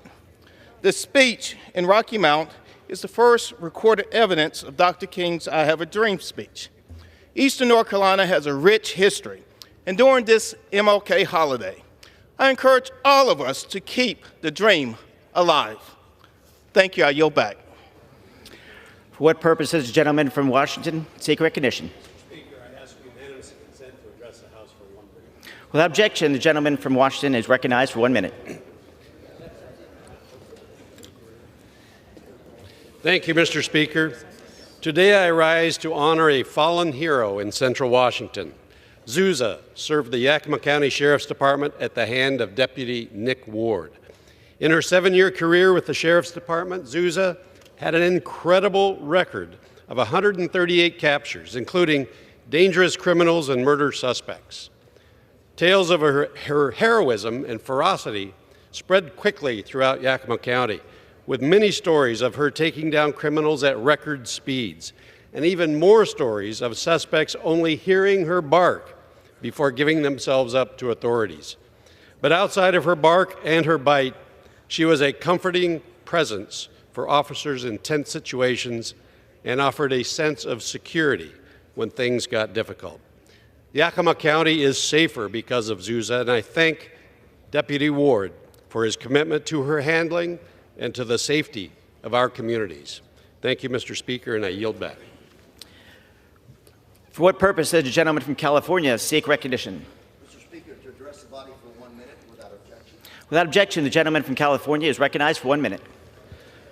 Mr. Speaker, I rise today to honor the life and legacy of Councilmember Shirley McCracken, a beloved servant, neighbor, and good friend. After spending 10 years as a nun, Councilmember McCracken moved to Anaheim, where she would marry her beloved Paul and raise 2 children. Once she settled in our community, Ms. McCracken taught math at Anaheim Union High School District and became a very active member of our community. She donated her time and energy to organizations like the YMCA and the Boys and Girls Scouts of Orange County. She later was elected to the Anaheim City Council in 1996, becoming the second woman to be elected to the Anaheim City Council. Ms. McCracken would go on to serve 8 years on the Anaheim City Council, 2 years as Mayor Pro Tem, 1999 and 2000. Now I ask my colleagues today to join me in honoring her legacy and service to our community. Thank you, Mr. Speaker, and I yield. For what purpose does the gentleman from Georgia seek recognition? Ask unanimous consent to address the House for 1 minute and to revise and extend my remarks. Without objection, the gentleman from Georgia is recognized for 1 minute. Mr. Speaker, I rise today to honor Senior Citizens, Inc., a cornerstone of our community in Savannah, Georgia, as they celebrate their 65th anniversary. Since 1959, this remarkable organization has been dedicated to helping older adults age successfully, providing essential services that enhance their quality of life. Senior Citizens, Inc. offers a comprehensive range of programs, including in-home care, Meals on Wheels, adult day health services, and the Learning Center, which provides lifelong learning opportunities. Their care navigators serve as a vital resource connecting seniors and their families to the support they need. Through initiatives like the Senior Companions Program, volunteers provide friendship and assistance to their older neighbors, fostering a sense of community and belonging. Their commitment to our veterans through partnerships like the Vet Assist Program ensures that those who have served our country receive the care they deserve. As the representative of Georgia's 1st Congressional District, I am deeply grateful for the unwavering dedication of Senior Citizens, Inc. Their compassionate services have touched countless lives, embodying the spirit of community and care that makes our district exceptional. Please join me in congratulating Senior Citizens, Inc. on 65 years of outstanding service and in wishing them continued success in the years to come. Thank you, Mr. Speaker, and I yield back.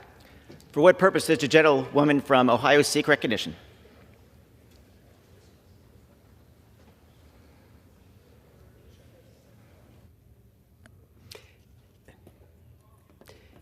Mr. Speaker, I rise today to honor the gentlewoman would suspend if you please recognize the chair.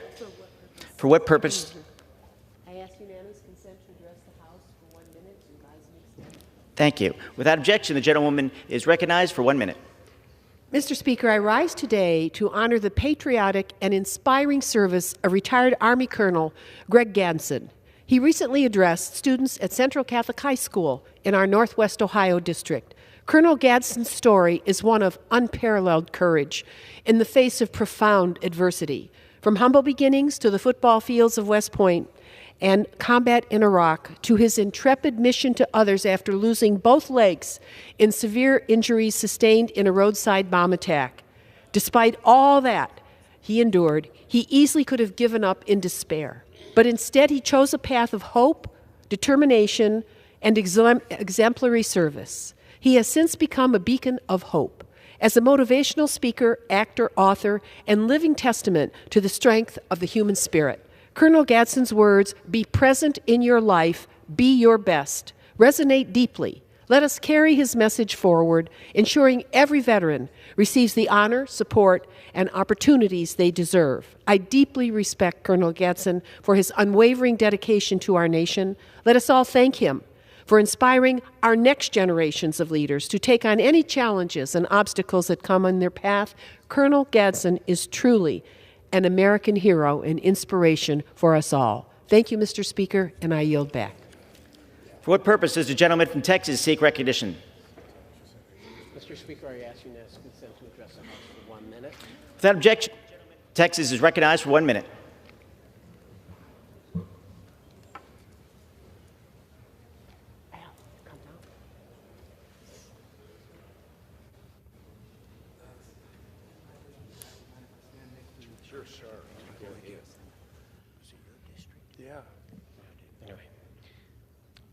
Mr. Speaker, my Texas colleagues and I rise today to honor a hero, Brazoria County Sheriff's Deputy Jesus Jesse Vargas.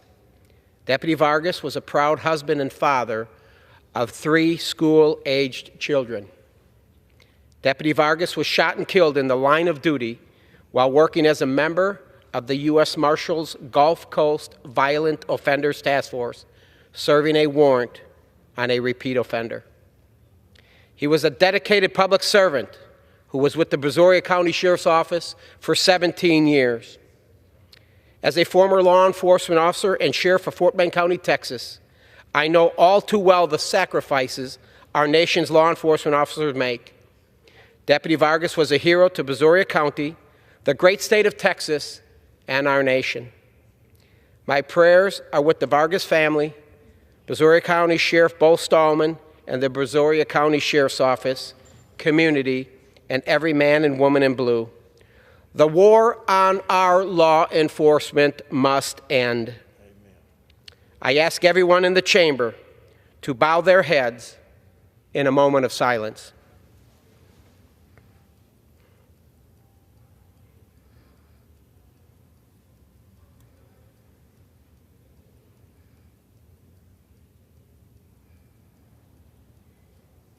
Thank you.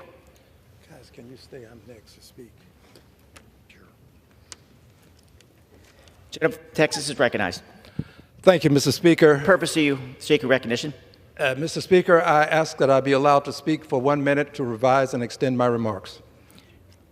You're recognized. Thank you, Mr. Speaker. Mr. Speaker, and still I rise, and I rise today with a very heavy heart, Mr. Speaker, because while we hear the words "in the line of duty," we have a wife and 3 children who will understand the true meaning of "in the line of duty."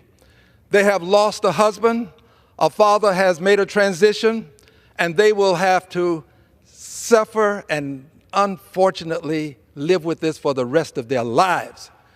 Mr. Speaker, I beg that all would understand that our officers are out there trying to do the very best that they can. And when this happens, let's make sure that we let the world know that we appreciate the job that they do. This was a 17-year veteran, 17 years of work, and he is no longer with us. I, too, ask for a moment of silence in recognition of his service and in respect for his wife and children.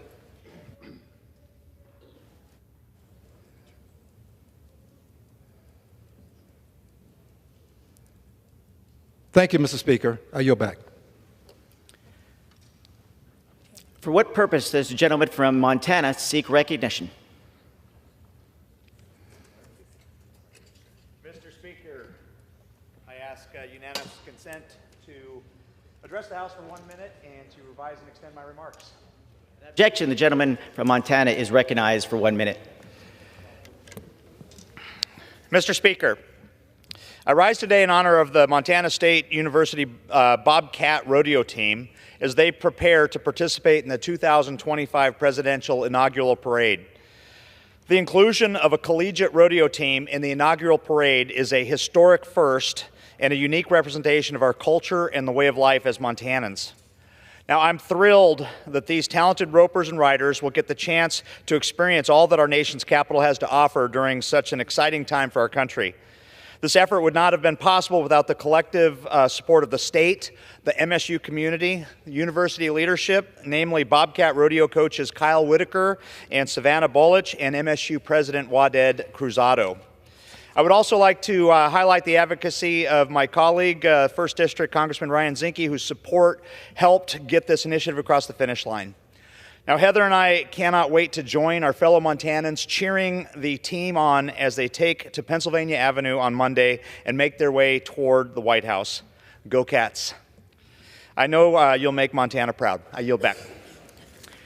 For what purpose does the gentlewoman from Ohio seek recognition? Without objection, the gentlewoman from Ohio is recognized for 1 minute. Thank you, Mr. Speaker. Today I rise to celebrate the birthday of a very important fixture of Ohio's 13th Congressional District, the country and the world, the Goodyear blimp. This year marks the 100th anniversary of the inaugural flight of the first Goodyear blimp known as Pilgrim. The Goodyear blimp is a cultural icon, creating a memorable and recognizable connection between Akron, Ohio, the United States, and the entire world, bringing smiles to many people, including those here in this chamber. For the last 100 years, the blimp has helped fight in World War II, assisted first responders with disaster relief, and perhaps its most well-known role, covering important sporting events. This includes this year's Rose Bowl game, which marked the 70th year of aerial coverage from the Goodyear blimp, and I might add, it was a win by the Ohio State University. Congratulations to the Goodyear on this historic milestone, but most importantly, for lighting the skies with hope and wonder of American ingenuity. We look forward to the skies being graced by the Goodyear blimp for years to come, bringing pride to Ohio's 13th Congressional District. Godspeed, Goodyear. Thank you, Mr. Speaker, and I yield back. For what purpose does the gentleman from Texas seek recognition?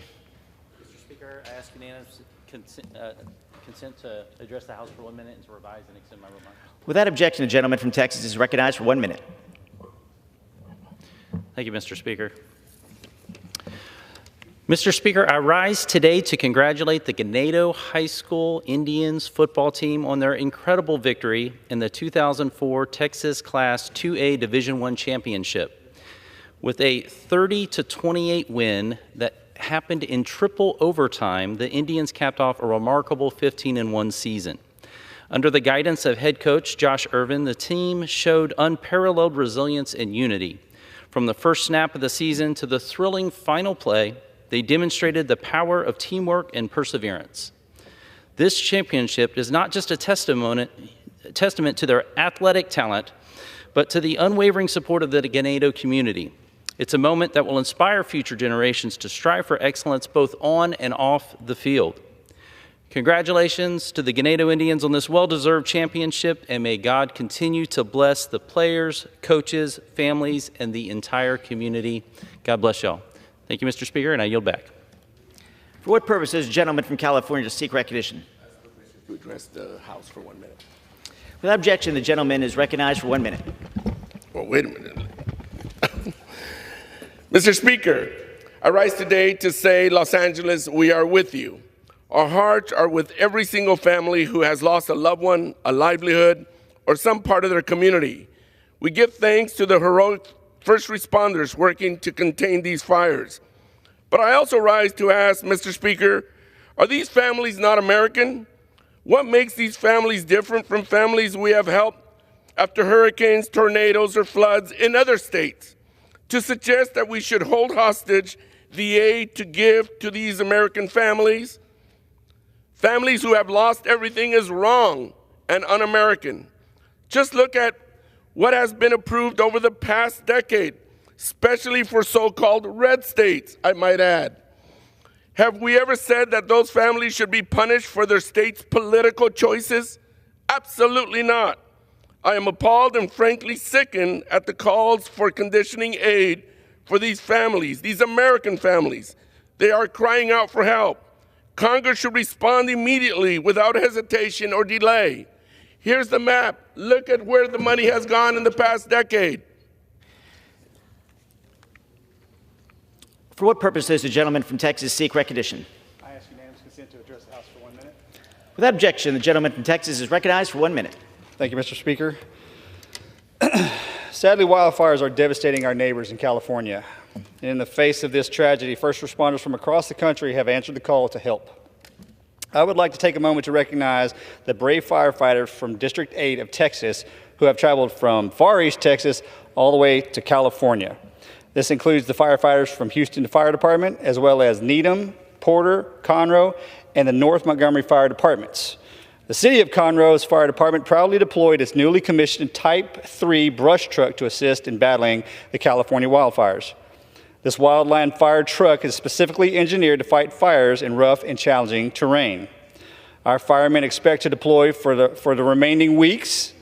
Their selfless and commitment to protecting fellow Americans is inspiring. To these firefighters and to every first responder stepping into harm's way, thank you. Guardians of their communities, firefighters are always willing to run into danger and share their brave hearts and strong hands. We pray for their safety, their quick return, and for all of those who have been devastated by this tragedy in California. Mr. Speaker, I yield back. For what purpose does the gentlewoman from Oregon seek recognition? Thank you, Mr. Speaker. I request unanimous consent to address the House for 1 minute and to revise and extend my remarks. Without objection, the gentlewoman from Oregon is recognized for 1 minute. Mr. Speaker, we find ourselves at a make-or-break moment in America. The people from East and North Portland, Sandy, Gresham, Estacada, and Hood River have spoken with a united voice.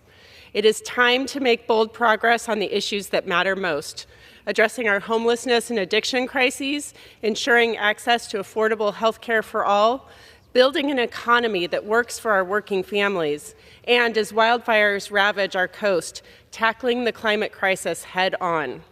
As a critical care physician, I have spent the past 2 decades caring for the sickest Oregonians. Each day I walk through these doors, I carry their stories with me. For those patients and every family who calls Oregon home, I am committed to doing the hard work of bringing people together to deliver results for our community. My job is to be your voice in Congress. I'm here to listen, to learn, and to do what is required to ensure that every Oregon child has the opportunity to grow up in a healthy, thriving community. Thank you, Mr. Speaker. With that, I yield back.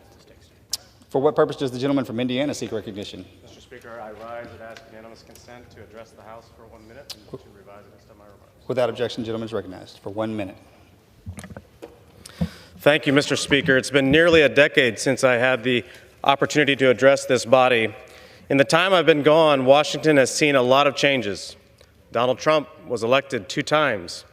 Over 200 congressional districts have seen new members take hold, and staffers no longer use BlackBerries.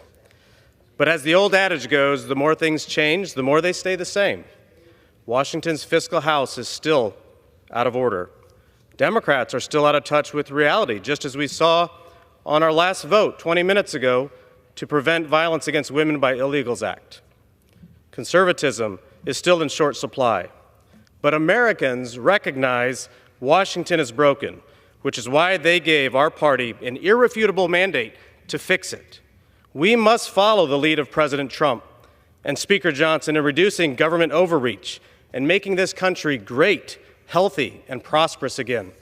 The old way of business has doubled our national debt since I was last in these halls and has gradually substituted million-dollar spending packages for billion-dollar ones.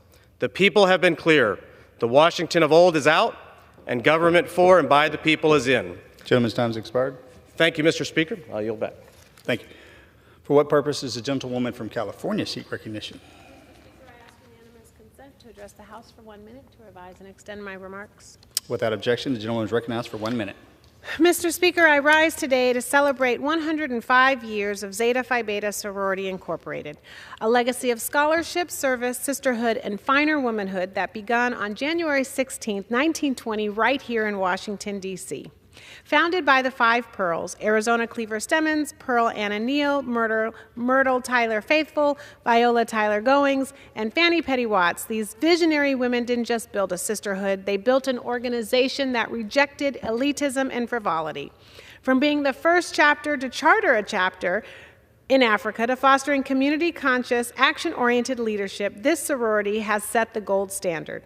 Today, with over 100,000 members across 870 chapters worldwide, Zeta Phi Beta Sorority Incorporated has remained unwavering in its mission, whether it's promoting social justice, providing service, or showing the world what it truly means to be a finer woman. And what is sisterhood? Sisterhood is not just about wearing matching colors and strolling. True sisterhood means extending respect and support, encouraging each other, and committing to a lifetime of friendship. And when a sister forgets what that means, you let her know with love. So as a proud member, I am thrilled to wish my sorors happy Founders Day. Mr. Speaker, I yield back. For what purpose does the gentleman from Florida seek recognition? Mr. Speaker, I ask for unanimous consent to address the House for 1 minute and to revise and extend my remarks. Without objection, the gentleman is recognized for 1 minute.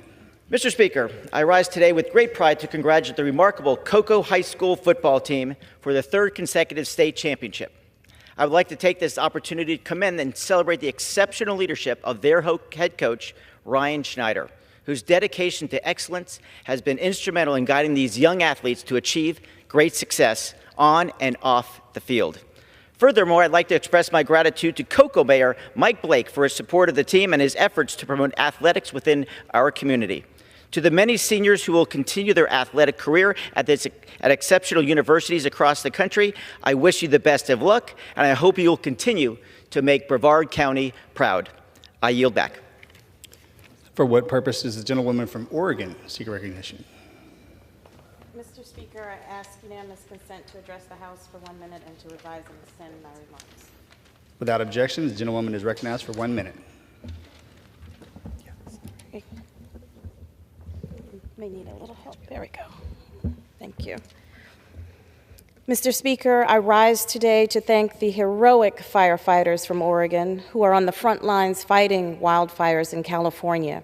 Firefighters from Clackamas, Lynn, and Multnomah counties have traveled hundreds of miles to help save lives and homes. The fires have been devastating, and unfortunately, we too have experienced this in Oregon. As a mother that has had to evacuate her family, and as a business owner that has had to close our doors due to dangerous smoke conditions, I'm praying for all of the families impacted and for the safety of our first responders. But that's not enough. We have to do more to prevent these fires from starting. Oregon's leaders in wildfire prevention tell me they need the resources to get an engine to every home that needs one, and they need to know that the water will flow when they need it. And to protect us, the government must protect them, especially when it comes to funding. I'll work in Congress to ensure our responders have the resources they need and our families are supported in the aftermath of these devastating events. I yield back.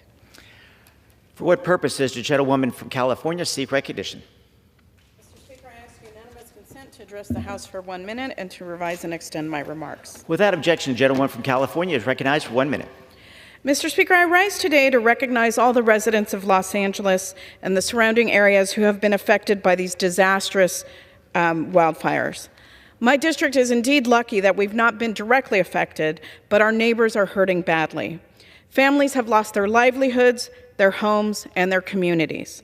I'm proud to honor these organizations in my own district who have reached out a helping hand in these difficult times.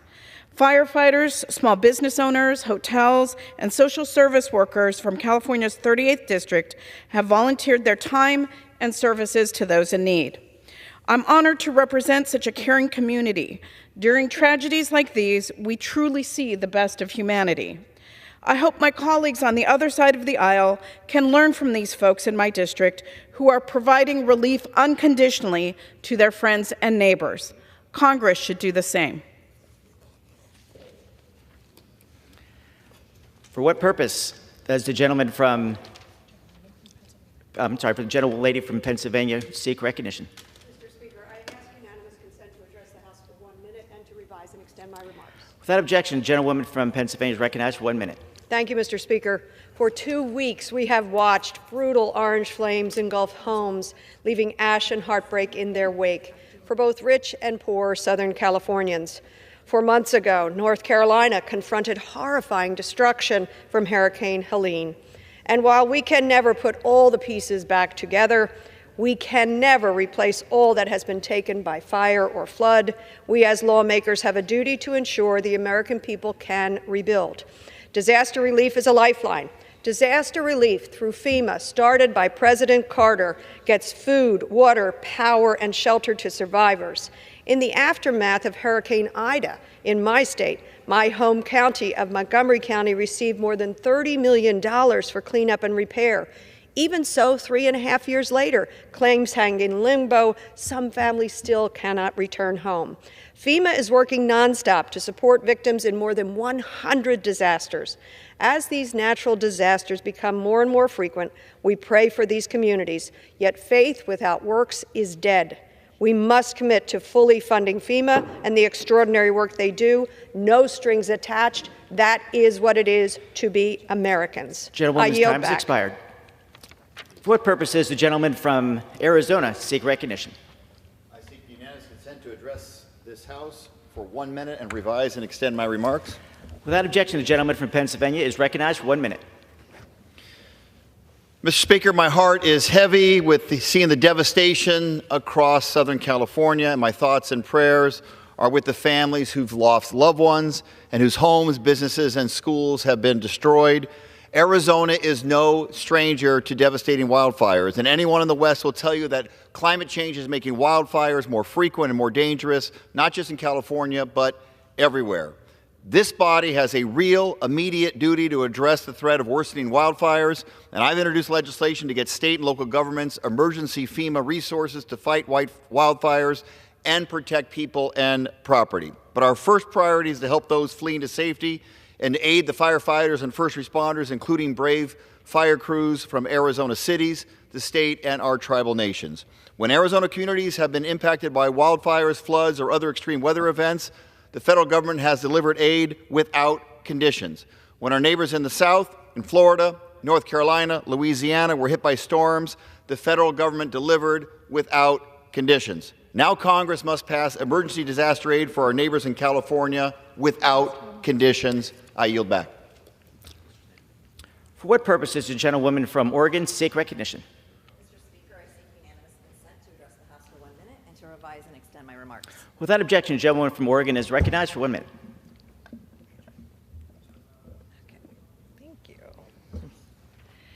Mr. Speaker, I rise today to recognize the Oregon fire strike teams who have deployed to Southern California to help contain the ongoing wildfires. These fires are leaving a historic path of destruction in their wake. Already, at least 25 people have died, thousands of homes and businesses have burned to the ground, and many more people have been displaced. As Oregonians, we know firsthand the devastation of wildfires, so it makes sense that we would lend a hand to our neighbors to the south. The Oregon Fire Marshal has sent 21 strike teams and 370 individual firefighters to California to help contain these blazes. And we already are hearing stories of their heroism. Just last week, a Marion County strike team was able to quickly act and save a family's home when it caught fire. We owe a debt of gratitude to these courageous men and women who are working 24-hour shifts away from their families and putting their lives on the line to help folks who are suffering right now. I will continue to support our firefighters and deliver the pay and benefits they have earned. I'm thankful for these heroes from Oregon and for all those who are working day in and day out to stop these deadly blazes. I yield back. For what purpose does the gentleman from New Jersey seek recognition? Mr. Speaker, I request unanimous consent to address the House for 1 minute and to revise and extend my remarks. Without objection, the gentleman from New Jersey is recognized for 1 minute. Thank you. I rise today to honor and congratulate the talented students of the Bayonne High School Model United Nations team who returned from Dubai this week, where they represented our community and our great state at the Harvard Model United Nations Conference. Under the leadership of Colleen Rushnack, these young men and women are learning the critical skills of leadership, problem solving, and international diplomacy. I had the opportunity to visit with them recently and couldn't be prouder that they represented us on the global stage. Congratulations to the Fighting Bees. You made our entire community proud. Thank you, and I yield back. For what purpose does the gentlewoman from California seek recognition?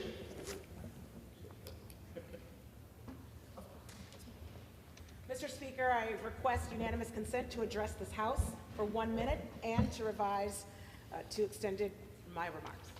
Without objection, the gentlewoman from California is recognized for 1 minute. Can you raise it up, please? As far as, like, right up a little bit more? Okay. Thank you. I want to thank Congresswoman Chu for organizing the delegation, the California delegation, in support of our fellow Californians who are grieving as a result of the devastating fires in Southern California. Our hearts break. Our hearts break as tens of thousands of folks, they've lost everything. But as our hearts break, we know that in this chamber, we have to work. That is our obligation. I have spoken to fire chiefs in my district, and I am so thankful that our fire department in Oakland and Alameda and Berkeley, they have traveled to Southern California to support. I especially want to thank Oakland's Chief Damon Covington and others who have stepped up to meet this moment, to go into the fire and to protect fellow Americans. The devastation of these fires is unprecedented.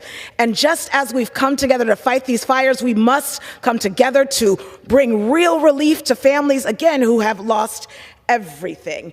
In our country's history, the federal government has never placed restrictions and conditions on emergency disaster aid to our people. I want to thank you, and I yield back. The chair lays before the House a message.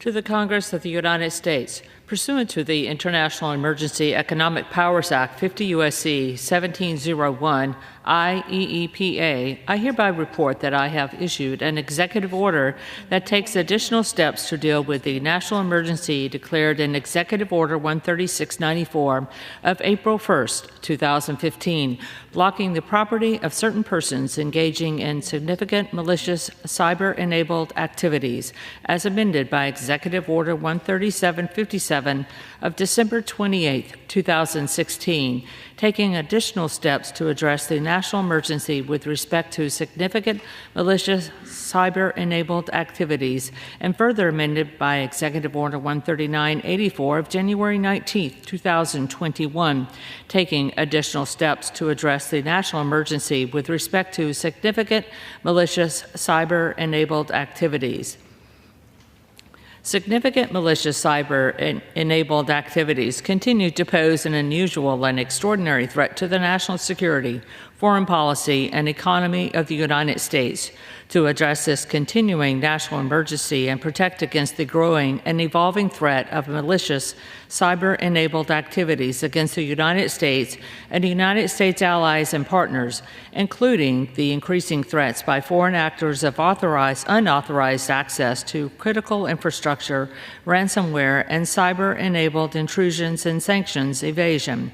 Section 9 of the executive order I have issued updates the criteria to be used by the Secretary of the Treasury in designating a person for sanctions for engaging in specified malicious cyber-enabled activities and related conduct. I'm enclosing a copy of the executive order I have issued.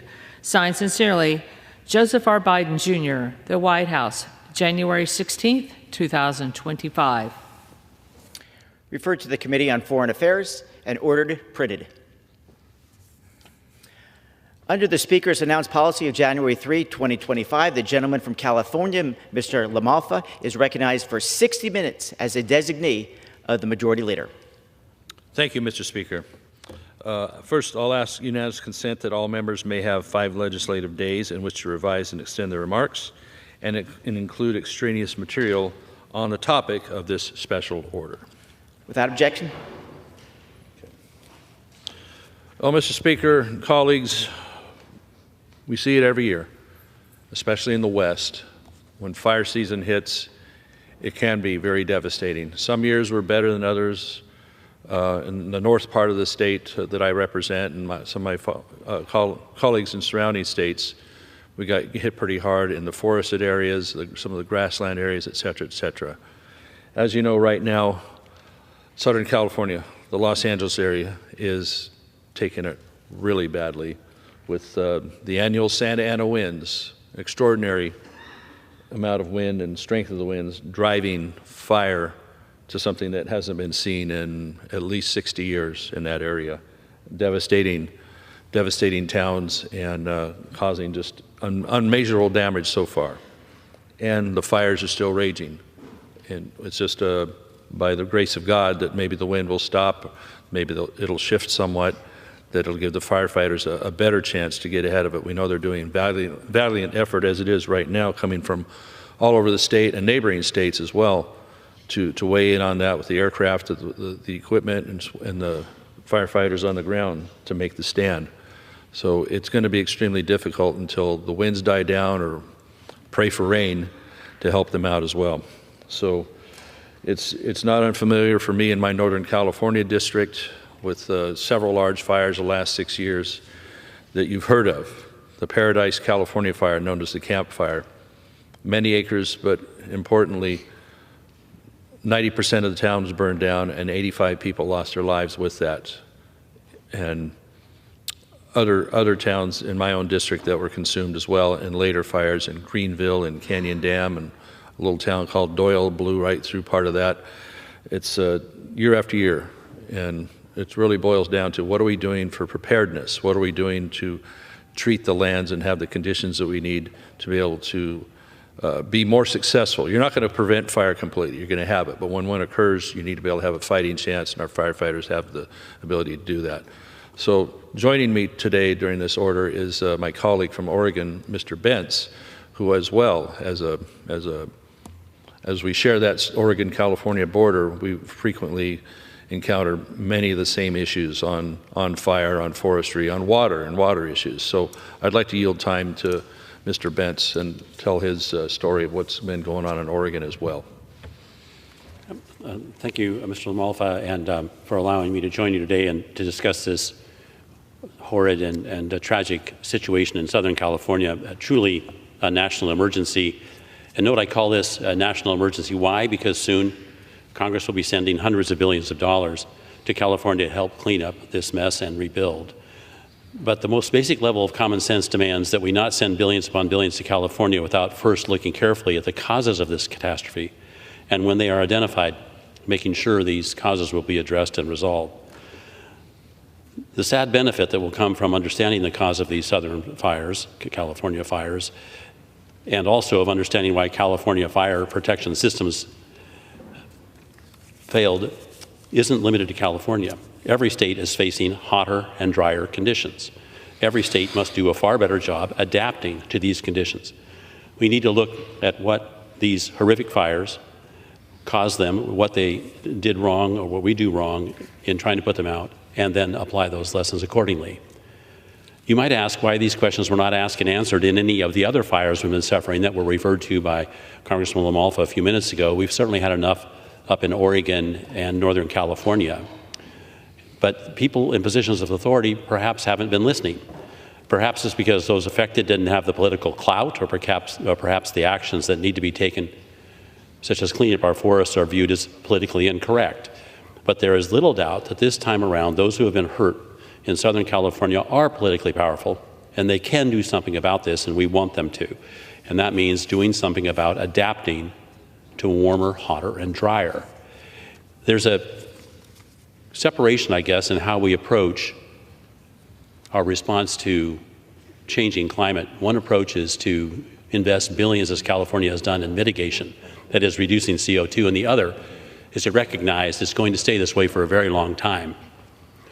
It was said by members of the Climate Commission at Oregon State University that if we stopped all CO2 production today, our climate would not improve for between 30 and 40 years.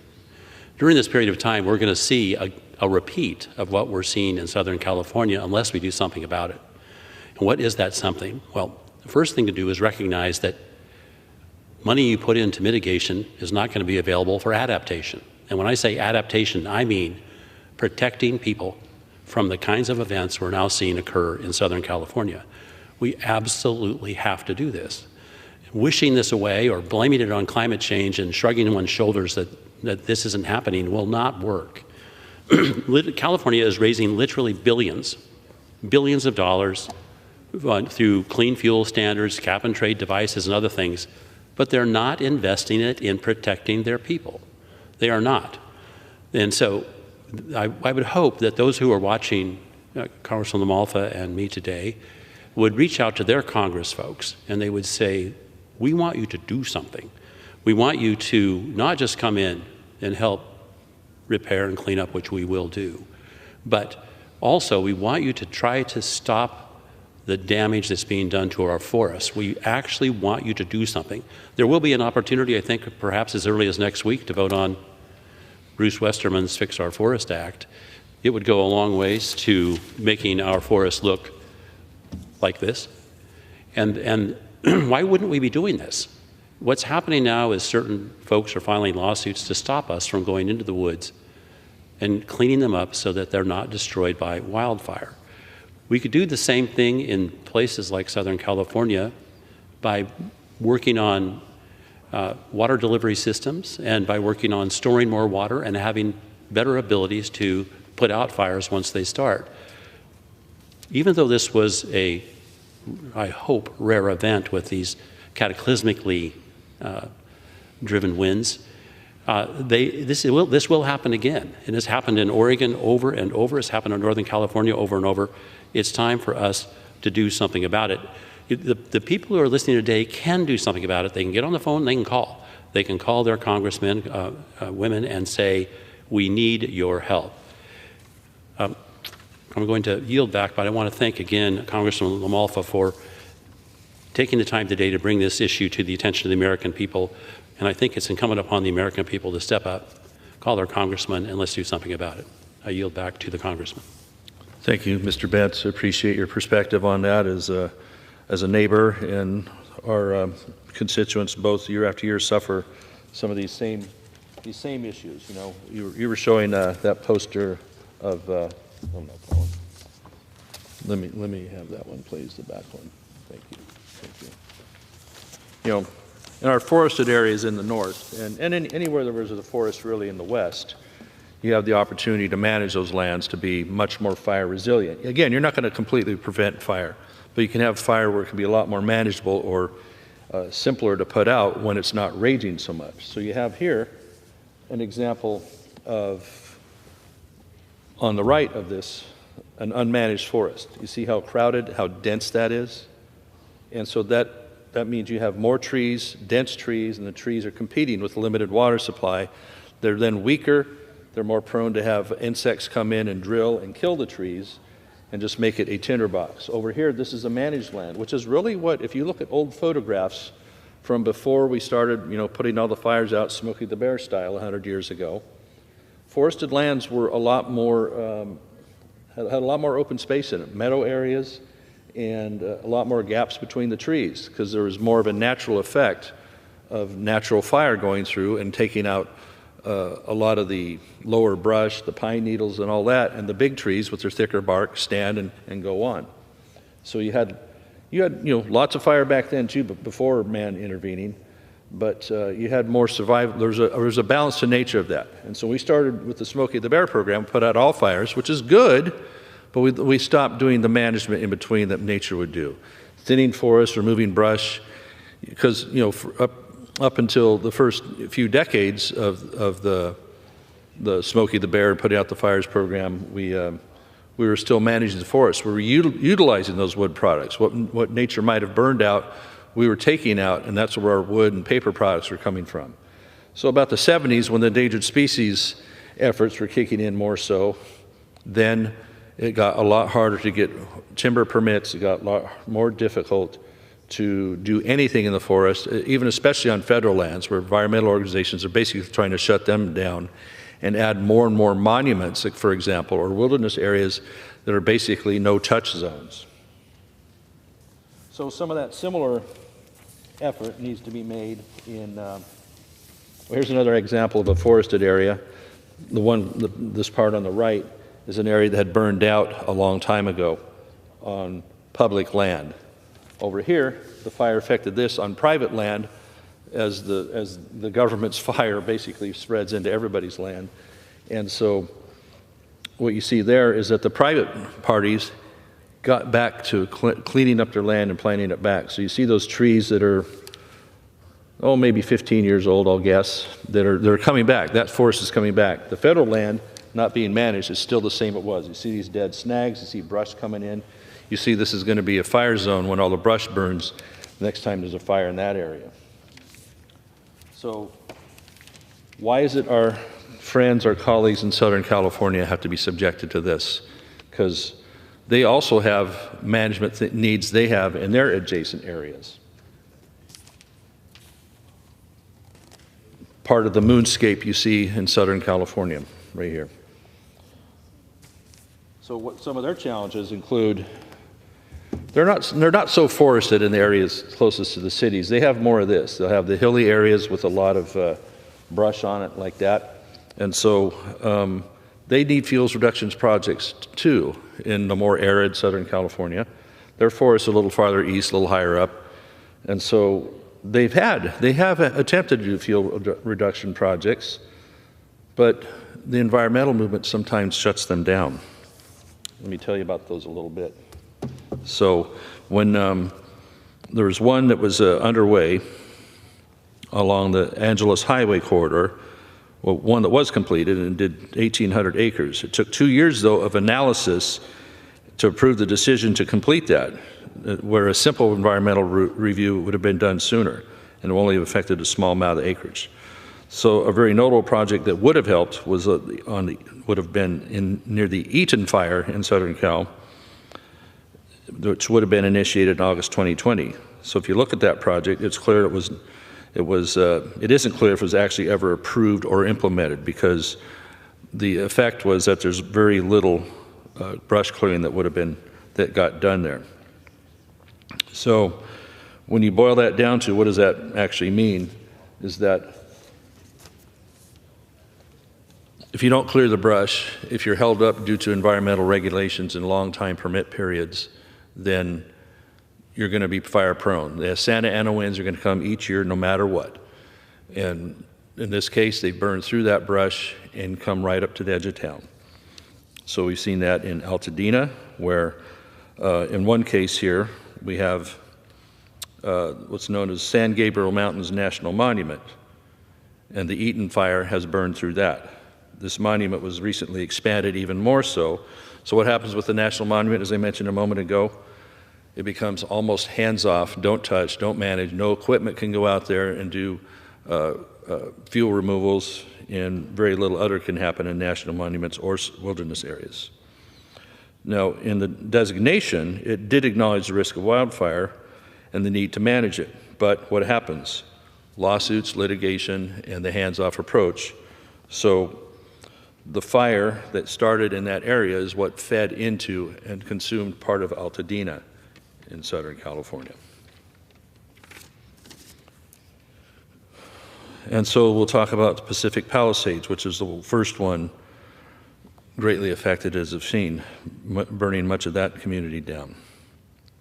They had a safety project there that, although maybe in of itself would not have been the complete and be-all, end-all for helping them, you still need the brushlands work to be done so that fire can't come rushing through an area so rapidly. But in the Pacific Palisades, they had a pole line that they were going to upgrade from wooden poles to steel poles, and also upgrade the equipment, harden the line so they're much less susceptible to fire or high winds, in which case a lot of those winds, like in my area, Northern California, if you got a wind warning, then they shut down the power. A public safety power shutoff and it's like a third world country. We have to shut off the power because the wind blows. I mean, it's a preemptive effort so that branches and things don't blow into the power lines and cause fire, like we've seen happen at least a couple times on big fires in Northern California and other areas. So when we prevent this work, we put ourselves at greater risk. So in Pacific Palisades, they had a pole line they wanted to change out, as I said, with the harder system, lines and steel poles, and they were prevented from doing so. Let's see the plant one here, okay.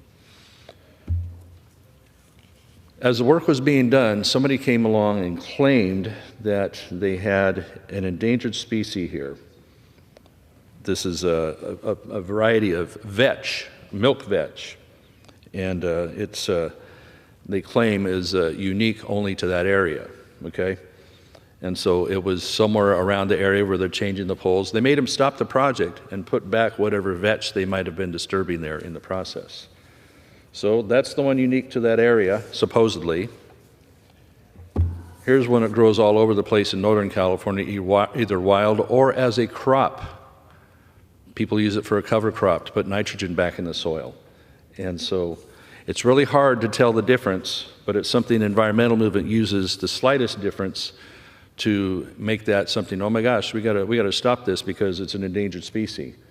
That's pretty dubious. I can relate also a recent story when we're talking water storage and water projects, the Tellico Dam, which you may have heard of back in the late 60s, early 70s, that they were putting in place in Tennessee, part of the Tennessee Valley Authority, that was going to provide massive benefits for the people of the area with hydroelectric power, stored water for water use, flood control, recreation, all the good things.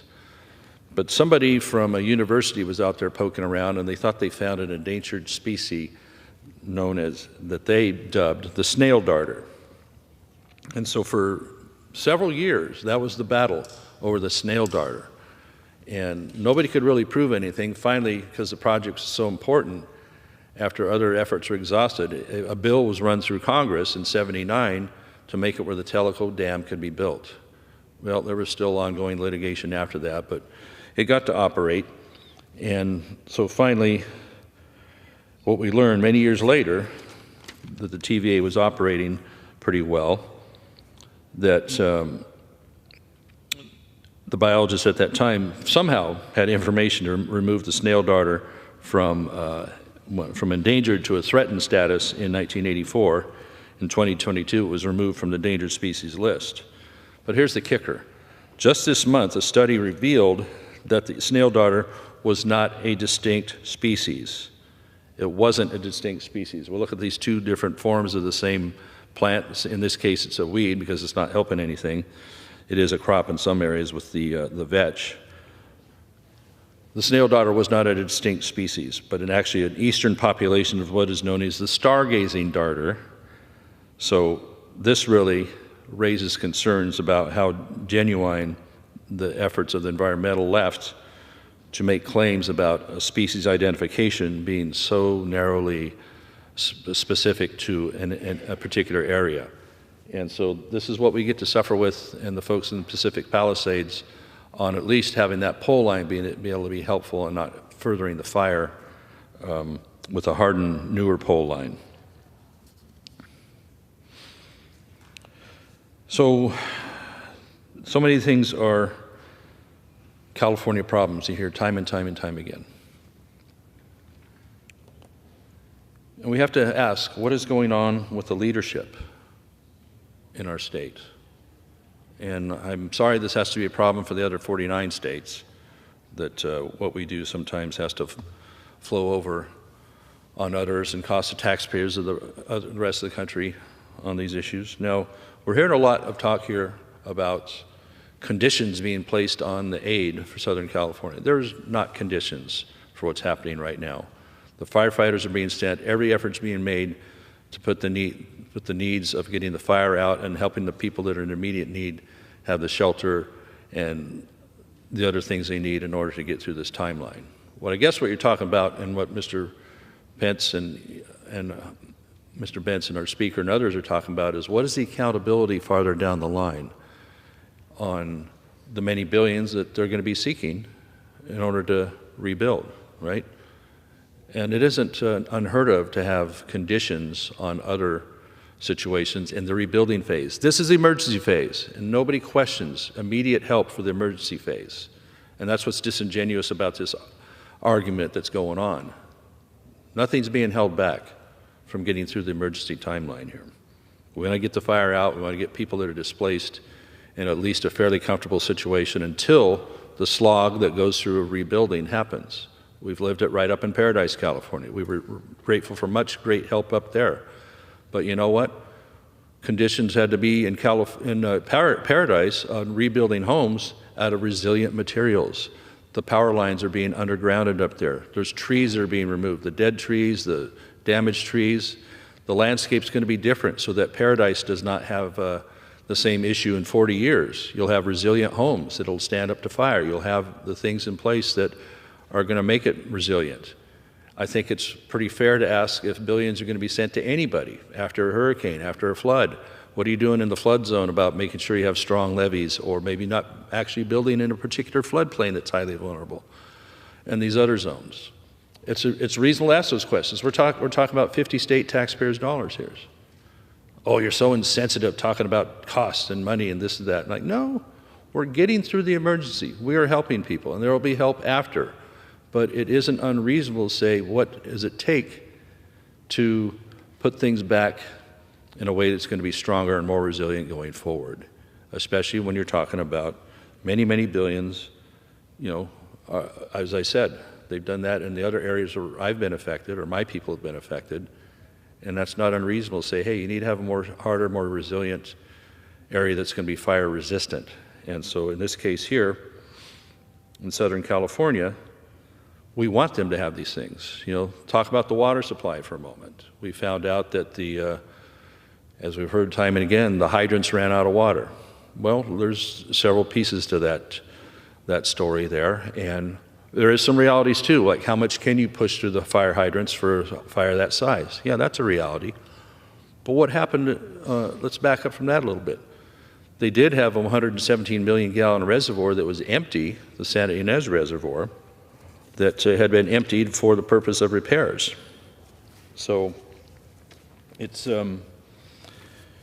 I guess that's okay, you need to repair things, but what is the timeline for that? They emptied that 117 million gallon reservoir last February. My understanding of it is that they waited a couple months to start to put out for a bid for the repairs that were needed on the cover of the reservoir. They don't want foreign things getting in there, as it's a drinking water supply as well. And then didn't really let out the contract, is my understanding, until November. They lost 9 months of fooling around in order to do something that's so critically important. A water supply in Southern California is a pretty big deal, and it took that long. I'm not sure that any repairs have even started yet from the photographs and such. Maybe they're doing some preliminaries. They say it's supposed to be ready by February, so we'll see.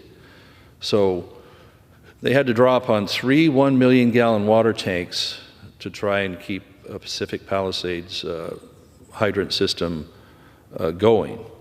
And so if you had the ability to have that $117 million gallon plant source ready, that would have lasted a heck of a lot longer than the few hours the hydrant system did, just based on the 3 million gallons in the tanks there. And we want to talk water supply in California anyway.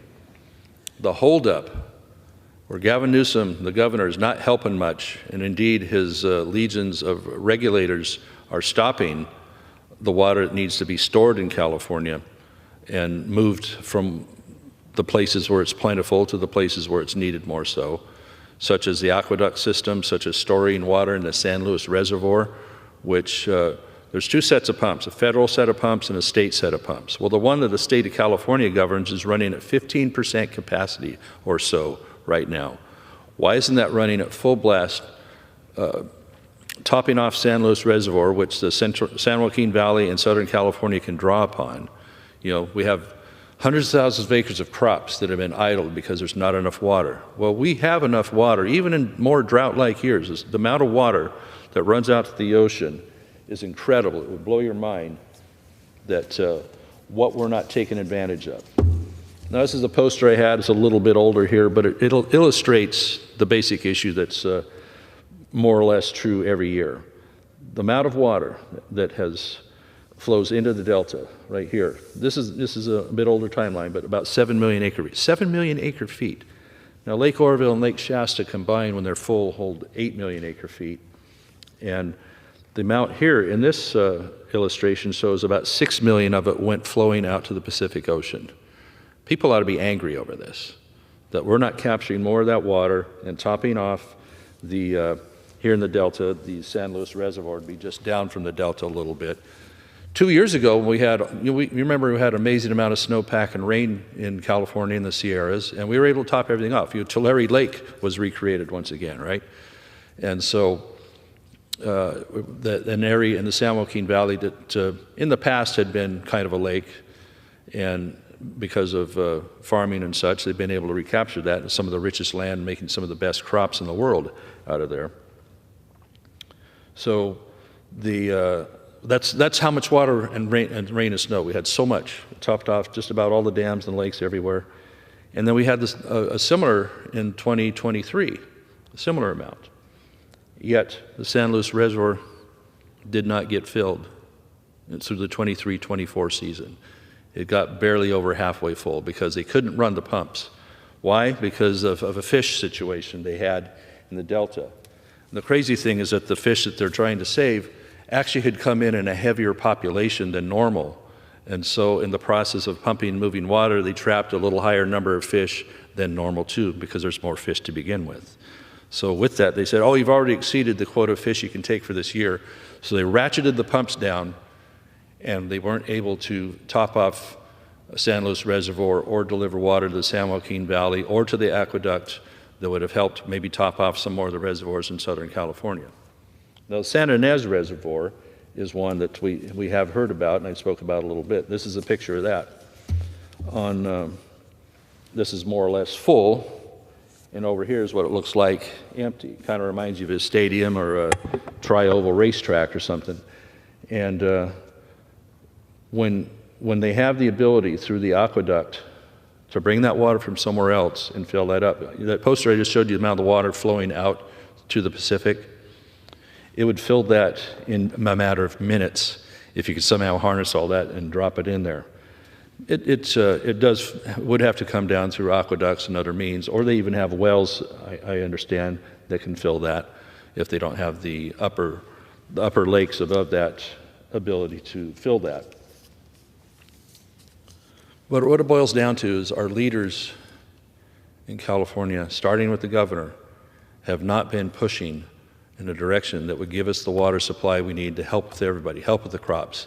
Instead, as I mentioned, it comes down to fish in the delta. It comes down to the delta smelt, which so many of you probably heard of around the country, which why do you even know about that? Because time and time again, we talk about the water rose of California. Let me look at the crop one here. And so many people in this country enjoy the crops that are grown in California, right? And these are, you can see here, walnuts, for example. Just about 100% of what Americans consume is grown in California. Almonds, you see tomatoes, you see mandarins, about 96%. Avocados, we're heavy in avocados, probably in this area we're talking about, not far from the fires. Grapes, wine grapes, so much of it comes from our own home state. And so Americans enjoy these products. Olive oil, table olives. And if it's not grown in these areas, then where do you want it to be grown? Where do you want it to come from? So a mismanaged water supply means it doesn't happen in California, which all those crops mean 90-something% above coming from there. It means they're going to have to come from a foreign country, if at all. So that means people's choices have changed. It means their diets have changed. That's why California's water is important to everybody. That's why the management of it is important. That's why the management of the forested lands and these grasslands are, because these have an effect too. They have effect on air quality. And when we had a huge fire in my district known as the Dixie Fire a couple of years ago, ended up being a 1 million-acre forest fire and consumed a couple of towns I mentioned to you. That smoke plume was big enough and dense enough that it actually was able to raise up and come all the way across the country and affect the East Coast. People in Washington and Philadelphia and New York were actually told to not go outside and do exercise on those days for health reasons. Now, you remember the ones from Canada, the fires in Canada about a year ago, they affected the same way. Well, the Canadian ones were just not that far from here. This one came all the way from California. So our water supply, our water issues, which would help, the water supply that would help LA and others to be able to have a better chance at fighting fire by keeping all their reservoirs full. Governor Newsom wanted to claim that all the reservoirs are full. They sure aren't all full up north, are they? And that's where the water comes from by and large. So this effect, what we're talking about, is important to all Americans, especially if you want to keep the food products that you're used to coming, if you want to have the air quality not affect the East Coast from giant fires, And also just the idea that why would we have our fellow Americans suffering from this needlessly because of a lack of leadership that's coming, in this case from Sacramento, as they kowtow much more to the environmental groups and keeping their record 100% on those than doing forest management, the brush management I showed you here, and kowtowing to, they found a variety of vetch which is indistinguishable from the vetch that grows everywhere else. I face that in my home county too, with they're looking for things in order to stop people from being able to build homes on the foothills. They look for a species of the day to do that. So it's basically trying to distinguish different subspecies that are so infinitesimally able to distinguish that it really turns into a game. We saw that with the snail darter. We're finding that with more and more things. So fuels reductions project would be tremendously helpful. We need much more green light. We need the Forest Service, which manages or has under its purview 193 million acres nationwide. And when they came up with a plan about 3 or 4 years ago that said we want to manage 20 million acres over 10 years, well, that's 2 million acres a year, and 2 million is about 1% of their 193 million. That means it'll take 100 years to get over all the lands. Well, the trees grow a lot faster than a 100-year cycle, especially the small trees and the understory I was talking to you about that is the fire-prone areas. A dense forest is one that is going to be a tinderbox, and we see it, and we experience it all the time. So it takes leadership on that, and it takes having the public understand. And when we talk about forest management, people are scared to death by a handful of environmental groups. Oh, you guys are going to clear cut everything from here to Oregon or wherever. That's not the case. This isn't the 1880s when the bad days when they kind of came and plundered the West and seeking wealth and all that.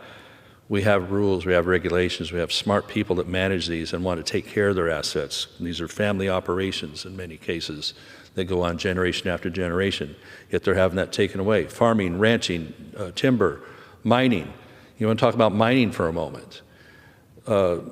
California is trying to push these mandates. Instead of focusing on the stuff people need, highways that flow, water being stored, let's look at the dam there. We have an opportunity when we're talking water supply here. This is Shasta Dam in my district in Northern California. It's a federal project. And we have, I think, an opportunity in this Trump administration coming up to resume some of the work that President Trump led during his first term to talk about a possible raise of Shasta Dam. This dam was actually designed to be much taller when it was built back in the 30s, late 30s. And it would be pretty simple to add 18 more feet to that. That's the plan that's being looked at. I call it a quick and dirty 18 feet, but nothing quick about any of this process. And that would add 630,000 more acre feet. Can you imagine that? Now that Santa Ynez Reservoir poster I showed you, that holds, instead of gallons, you put it in acre feet, it's about 40 acre feet. 40, okay? This would add 630,000 more acre feet to this dam that already holds 4.5 million. This is a key to the state water supply right here, Shasta and then Lake Oroville, right in my backyard at home, which is another 3.5 million. If we didn't have those, if we didn't have the vision to build those in the 30s and 60s under Democrat leadership, Roosevelt and Governor Pat Brown, they had the vision for it. What's going on now? Everything's all about going into a shell and living in a cave under some environmental interpretation. So where's the leadership? We also have the opportunity in the western part of my district to build Sites Reservoir, it's called, S-I-T-E-S, in Colusa County. It would hold about 1.5 million acre feet. Imagine 1.5 million more acre feet, 600,000 more acre feet from Lake Shasta, 2.1 million of water that we already are losing, already have available to us. We're just losing out the Pacific. The poster I showed you, how much water is going out to the ocean that isn't being used for human purposes. And you know what? That water flowing through the delta isn't even helping the delta. The delta smelt is basically extinct. And they do what they call trawls. They look for it. They try and capture and see and do counts on them. And so we've put so much more water through there. Starting in 1992, legislation here caused 800,000 acre feet to be taken away from farming and ranching. At that point, and pushed more through the Delta. And those numbers have completely gone up since then. And the State Water Board is contemplating even more being pushed out the Delta. Fresh water being turned into salt water.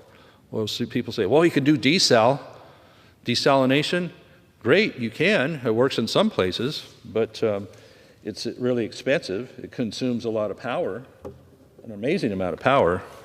The electricity to separate the salt from the, well, just a few minutes ago, if you're upstream, you would have captured it while it was still fresh water. You would have it available without that extreme expense. So like, well, you can still desal in California anyway. You guys have a lot of money and the know-how. Well, a group called Poseidon tried for 20 years in Southern California, I think Huntington Beach, one of the beach towns.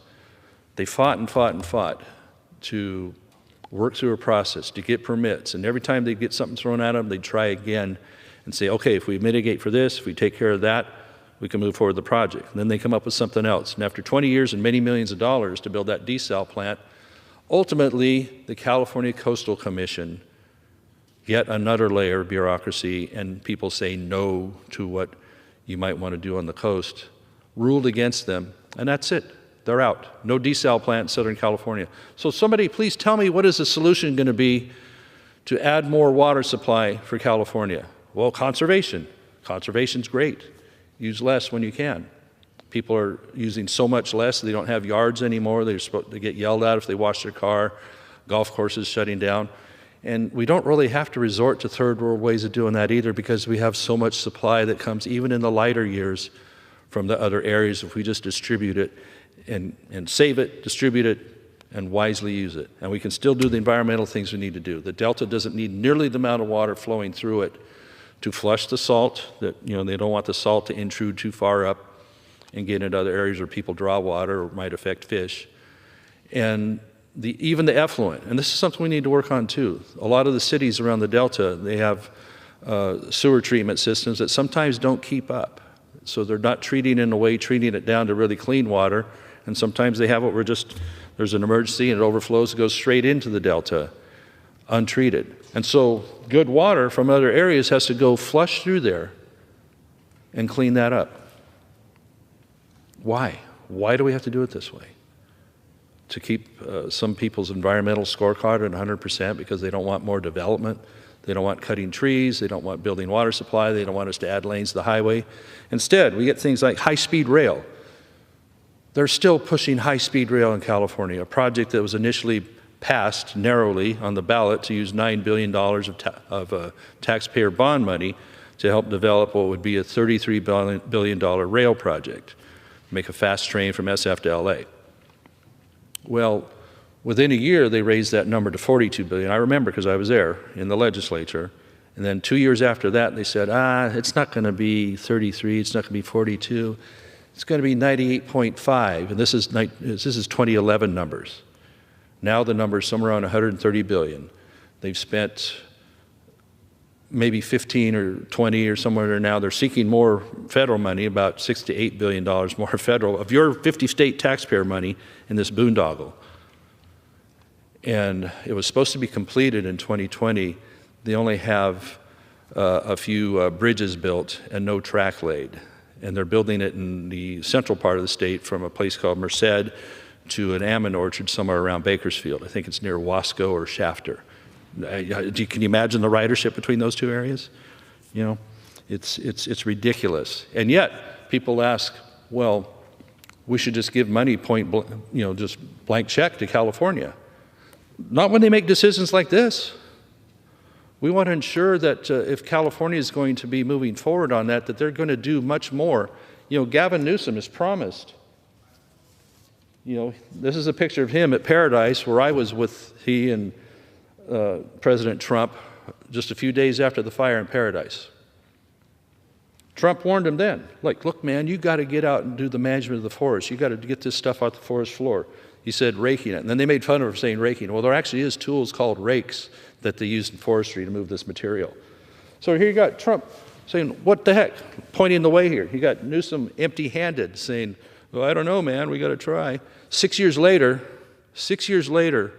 he's done very little to help California to be more fire safe. A fire a couple years after that in a different part of Butte County, ended up being called the North Complex because several fires burned together and they call that a complex.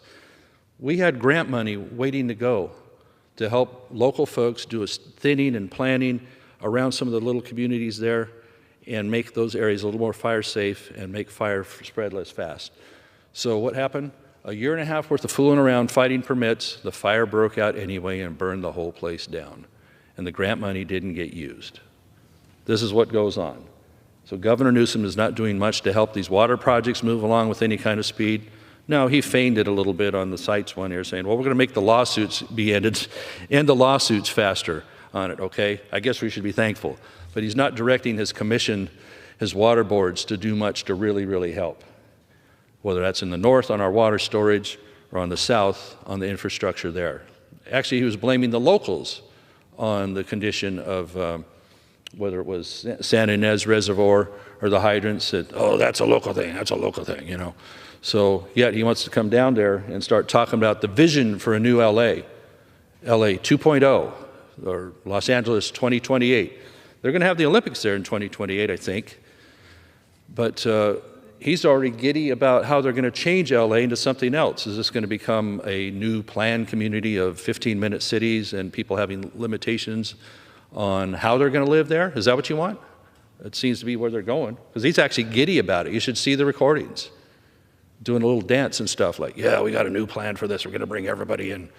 And it's appalling. People are angry. They're angry at this leadership. And how they can have a situation where that San Ynez Reservoir was empty and LA Fire Department wasn't even aware of that. They didn't know they would not have that kind of water supply for a period of time that maybe you would have counted on. The dots aren't connecting here. And so since the state regulates so much of this, then what is the state doing to ensure, like, you know, they have a lot of fires in LA. They got the Santa Ana winds every year. Are we doing everything we can to make sure it's not vulnerable? Are we doing everything we can to help streamline permits to build up the infrastructure even more? And they aren't. They throw more out. They find more species every day, every week to throw up a roadblock. And the leadership there happily seems to acquiesce to that. So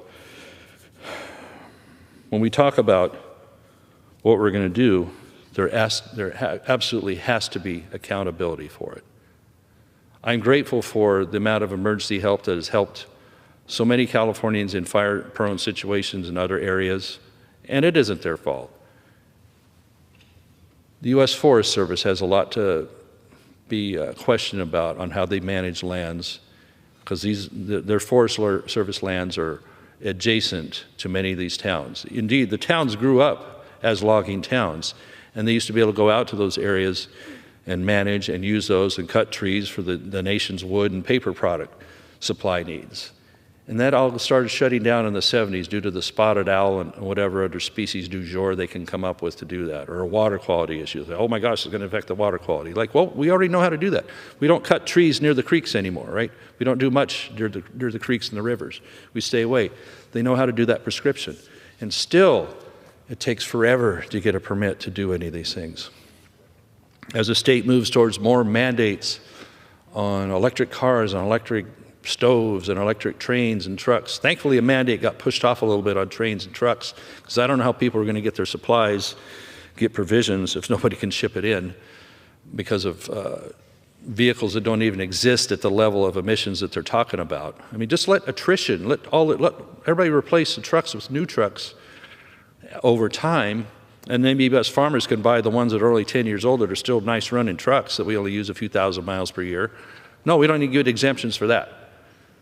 It's one thing after another to try and do business, to try to be a farmer, to be a rancher, to be a miner, anything in the state of California and so much of the West. I hope this place doesn't emulate some of the regs that California has coming along. Something like one called the PRO Act, which means you have to be part of basically, I guess you have to be in a union in order to work. You can't be a self-contractor. These are the things that come from California that they're trying to push here. Thankfully, we're going to have a change of direction here in leadership coming from the White House. So if we're going to be more successful, we have to consider the Endangered Species Act working the way it was intended, the way Congress passed it back in the early 70s.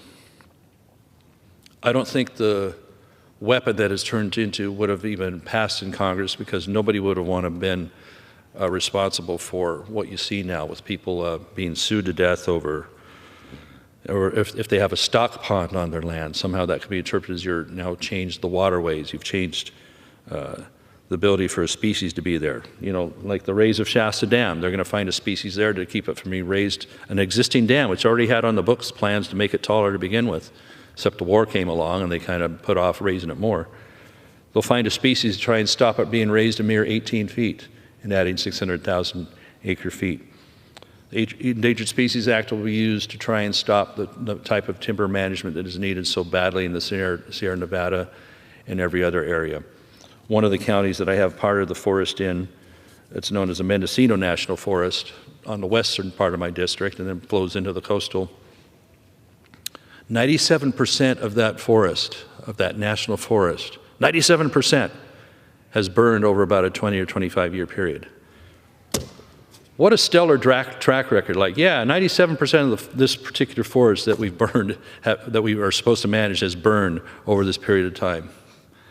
That's worse than an F grade. It's astounding that the citizens are putting up with this. Well, it's what I see happening in Southern California. They're pushing back on the leadership that has gotten us into this situation. So we're going to be there for them. We're going to be there right now as we are, as the firefighters. Not me, not us, but we're making sure that things are going to be provided so they can get through this immediate emergency, get the fire out, get people stabilized, and then going forward in the rebuild process. But there is nothing wrong with asking for accountability on how do we keep out of the situation in the rebuild, as they did in Paradise, as they do just about everywhere else, to improve that, so you don't subject the next generations to the same danger. Why would you do that? And then so you don't have cockamamie ideas like Governor Newsom and others are on re-envisioning LA and all that. What does that mean? Does that mean people are going to have choices? Does it mean they're going to have freedom? Is that going to be some mandate there on how they're forced to live and how they're supposed to stay in tight communities, things like that?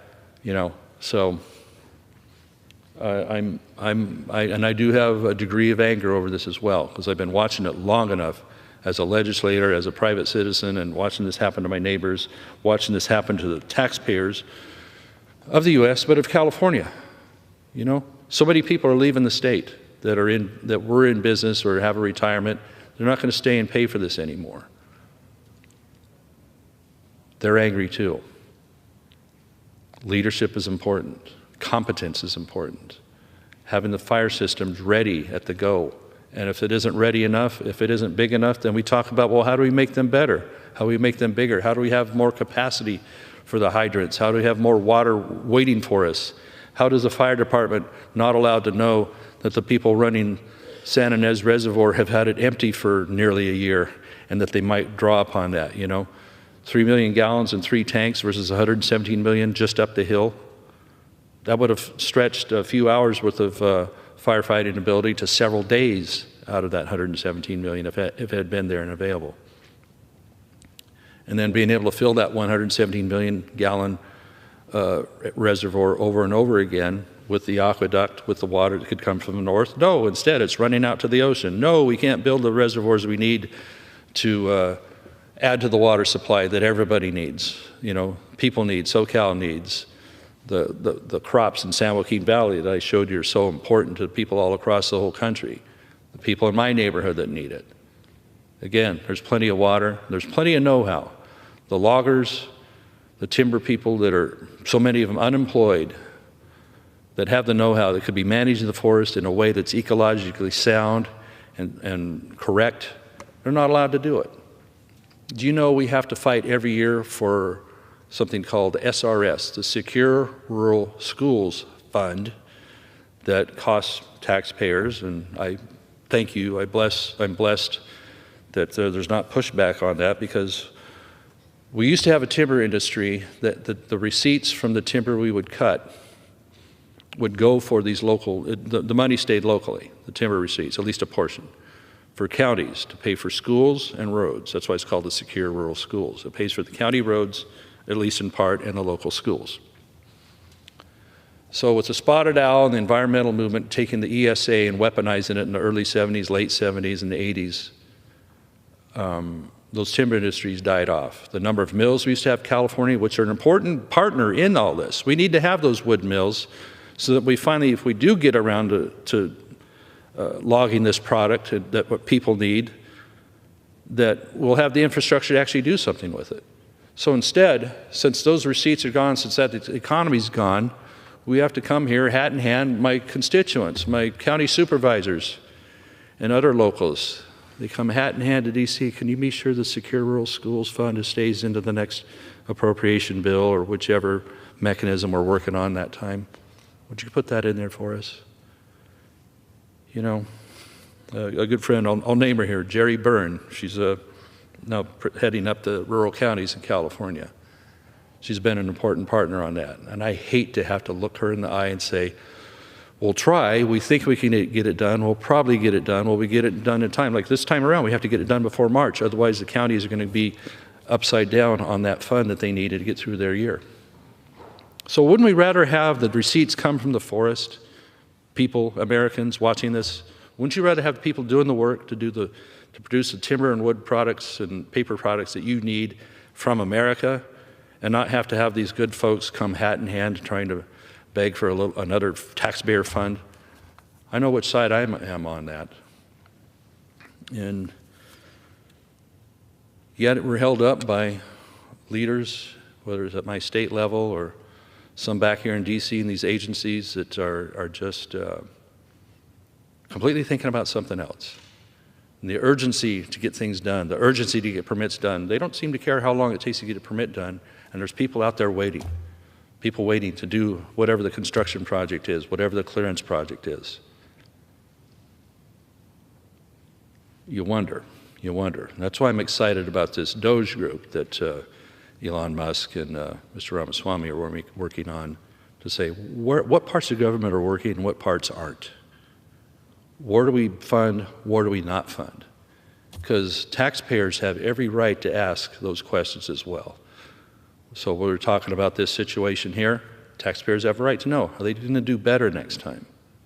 Yet the mantra seems to be like, oh, you're placing conditions. Conditions is the dirty word of the week on this. It's all being rehearsed. It's all coming out on the same memo, all right? Well, think of another word, all right? Guardrails, is that good enough? We'll put guardrails on it? It doesn't matter the euphemism. You need to be sure that federal taxpayers are going to see, at the end of the day, the wise use of that, and so that we're not back here in 40 years doing the same thing over again. That's so hard-hearted and cold. No, it's not. We're going to help those folks. I'm grateful for the help we've had in the North. I know the folks in Southern California, once they get their feet under them, will be too. And I think they want the freedom to be able to reestablish themselves in little towns like Altadena. A lot of nice regular folks there. This isn't, the rich elite there. These are more regular folks there that they just want a chance to maybe get somehow back how they were. And I hope we can. I hope we can help them do that. Somehow get back to where they were. Maybe it'll be with more resilient homes next time, made out of different materials. That's good. But also we need to help them with the brush clearing on the mountains above there that are being stopped by regulations, or the funding getting pulled back by Newsom. $100 million, I think, got pulled back, and part of that would have been the brush clearing that is so badly needed, which creates a buffer when the Santa Ana winds blow fire towards you. If you don't have that brush there, you've got a much greater chance of stopping the fire before it hits the houses there. So the people of Altadena, they would like to have that help, I'm sure, and have people that are accountable to bring the leadership that's needed to have that readiness. I mean, we assume as citizens that things are ready, that our police force is ready, the fire department's ready, the infrastructure's ready, the water's being stored. I guess we assume that because we assume we have smart people in those positions that are thinking ahead. We're doing our day-to-day jobs in this republic. We're not a democracy, we're a republic. We elect these people that are supposed to be thinking about that stuff. Certainly I come down here and rant about this on the floor and wherever I can in committee. And there are others only want to talk about something else. The mass inflow of illegal immigrants that cost California so much money. California is spending money on a whole lot of things that, I mentioned the high-speed rail, on a whole lot of things that aren't helping its citizens, indeed helping someone else some that are here illegally, giving benefits that are outrageous. You say, well, why should the federal taxpayer help basically subsidize that? California during the COVID era drew about $20 billion from the federal government to help supplement unemployment benefits. And so after a period of time when it was clear they weren't going to pay it back, California, instead of paying it back, has now decided to sack employers by doubling the unemployment insurance amount that they have to contribute as part of the pay package for their employees. It went from 0.6 to 1.2, I believe. And so that's going to cost the employers, and ultimately it's going to cost the employees themselves because there's less ability to give raises, all that. Because California blew the $20 billion on something else instead of making its obligation of paying it back to the federal government on that unemployment fund. Is this good? Is this an accountable record that people say, oh yeah, just give them money willy-nilly? Not a chance. Not a chance. So we can demand accountability and not be bad people for it. So with that, we're looking for solutions that are long-term, and we will help those folks. And our hearts are with you in Southern California, because I know at the end of this, instead of the rhetoric you're hearing that might be getting you wound up, you would like accountability as well, because you're already angry at some of the folks down there. You're angry at some of the folks in Sacramento that are putting there. You're probably angry that the Democrat-controlled legislature is putting as a requirement, as a condition for some of the state aid that we could going to Southern California, the $50 million package of lawsuit money they want to use to fight Trump. That's tied together in a package right now in the state legislature. So they're pointing at us for talking about accountability a little bit. We don't even have a package put together quite yet, as we still have to assess all the damages post-fire. We're doing everything we can to help during the fire and what people need. But post-fire, you then have to assess that. That takes a little bit of time. But we need accountability. And I hope people demand accountability to the people that put them in this place to begin with in the California and local level. So with that, we're with you on this. We're with you on that accountability, and we will be there to help the right way. So with that, Mr. Speaker, I yield back. Gentleman yields back. Under the Speaker's announced policy of January 3, 2025, the gentleman from Maryland, Mr. Mfumbe, is recognized for 60 minutes as the designee of the Minority Leader. Thank you very much, Mr. Speaker. I may not use the entire 60 minutes, but I appreciate the opportunity, and I would encourage other members of the House who are still in town to certainly come over and to seek recognition on this as I try to talk a bit about Dr. Martin Luther King Jr. and why it is so very important that we, at least here in the House, take a moment or two, or in this case, an hour or less, to reflect on the life, the legacy, and some of even the myths that have circulated over the years.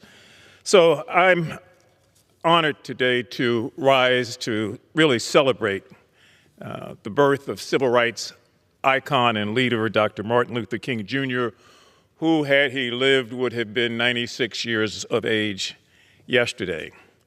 And to talk a bit about the dream that he tried to put forward in his short 39 years of life, a dream that he felt would be the North Star and the beacon for our country with respect to human rights and human dignity.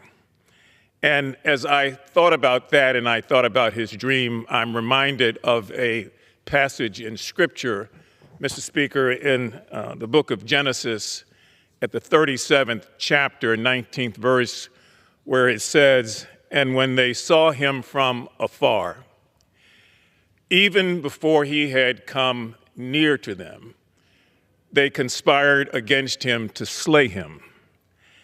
And they said one to another, Behold, the dreamer cometh.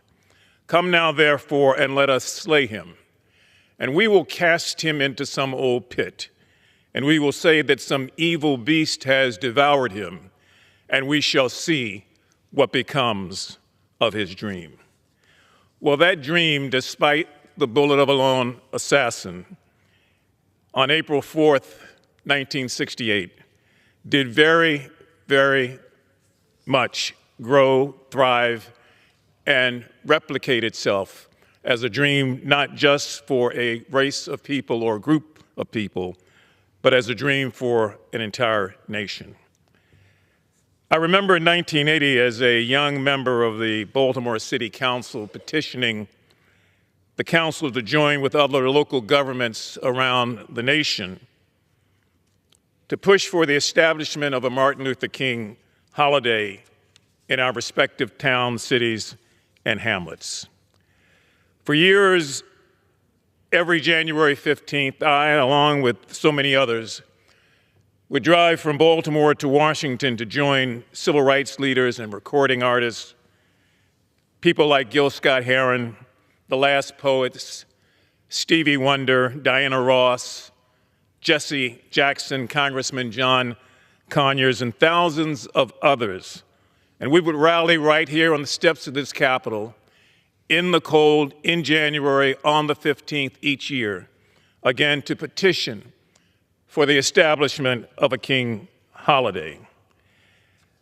I, like many others, recognize that in and of itself was a beginning. The real beginning, however, has to go back to the federal legislation that recognizes the King Day as the bill introduced first by Congressman John Conyers of Michigan just days after the assassination of Dr. King.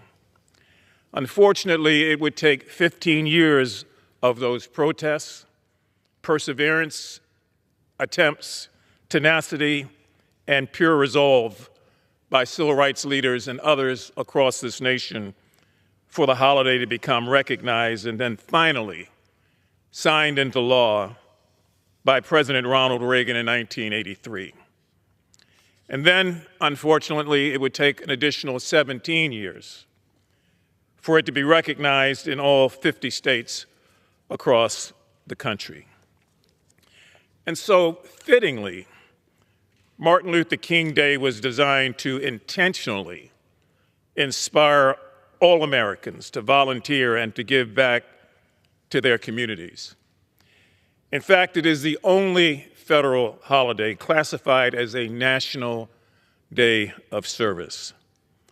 Like so many others, I feel personally driven out of my respect for the life and legacy of Dr. King to find a way to celebrate this observance through acts of service.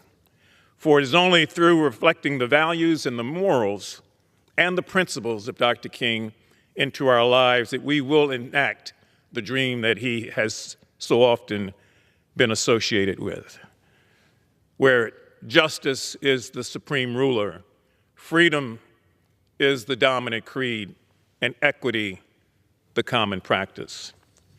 And so I would urge us to take a moment in this discussion or any other discussion, a moment of remembrance to really talk about Dr. Martin Luther King Jr., the man, the myth, and the legacy. I think it's important to point out that Dr. King was born, as I said before, on January 15th, 1929, in the segregated South in Atlanta, Georgia, where his grandfather began the family's tenure many, many years ago in another state as the pastor of the Ebenezer Baptist Church. After graduating from Morehouse College and Crozer Theological Seminary, Dr. King then enrolled in graduate studies at Boston University. And it was in Boston where Dr. King would meet Coretta Scott, who was also a student at the nearby New England Conservatory.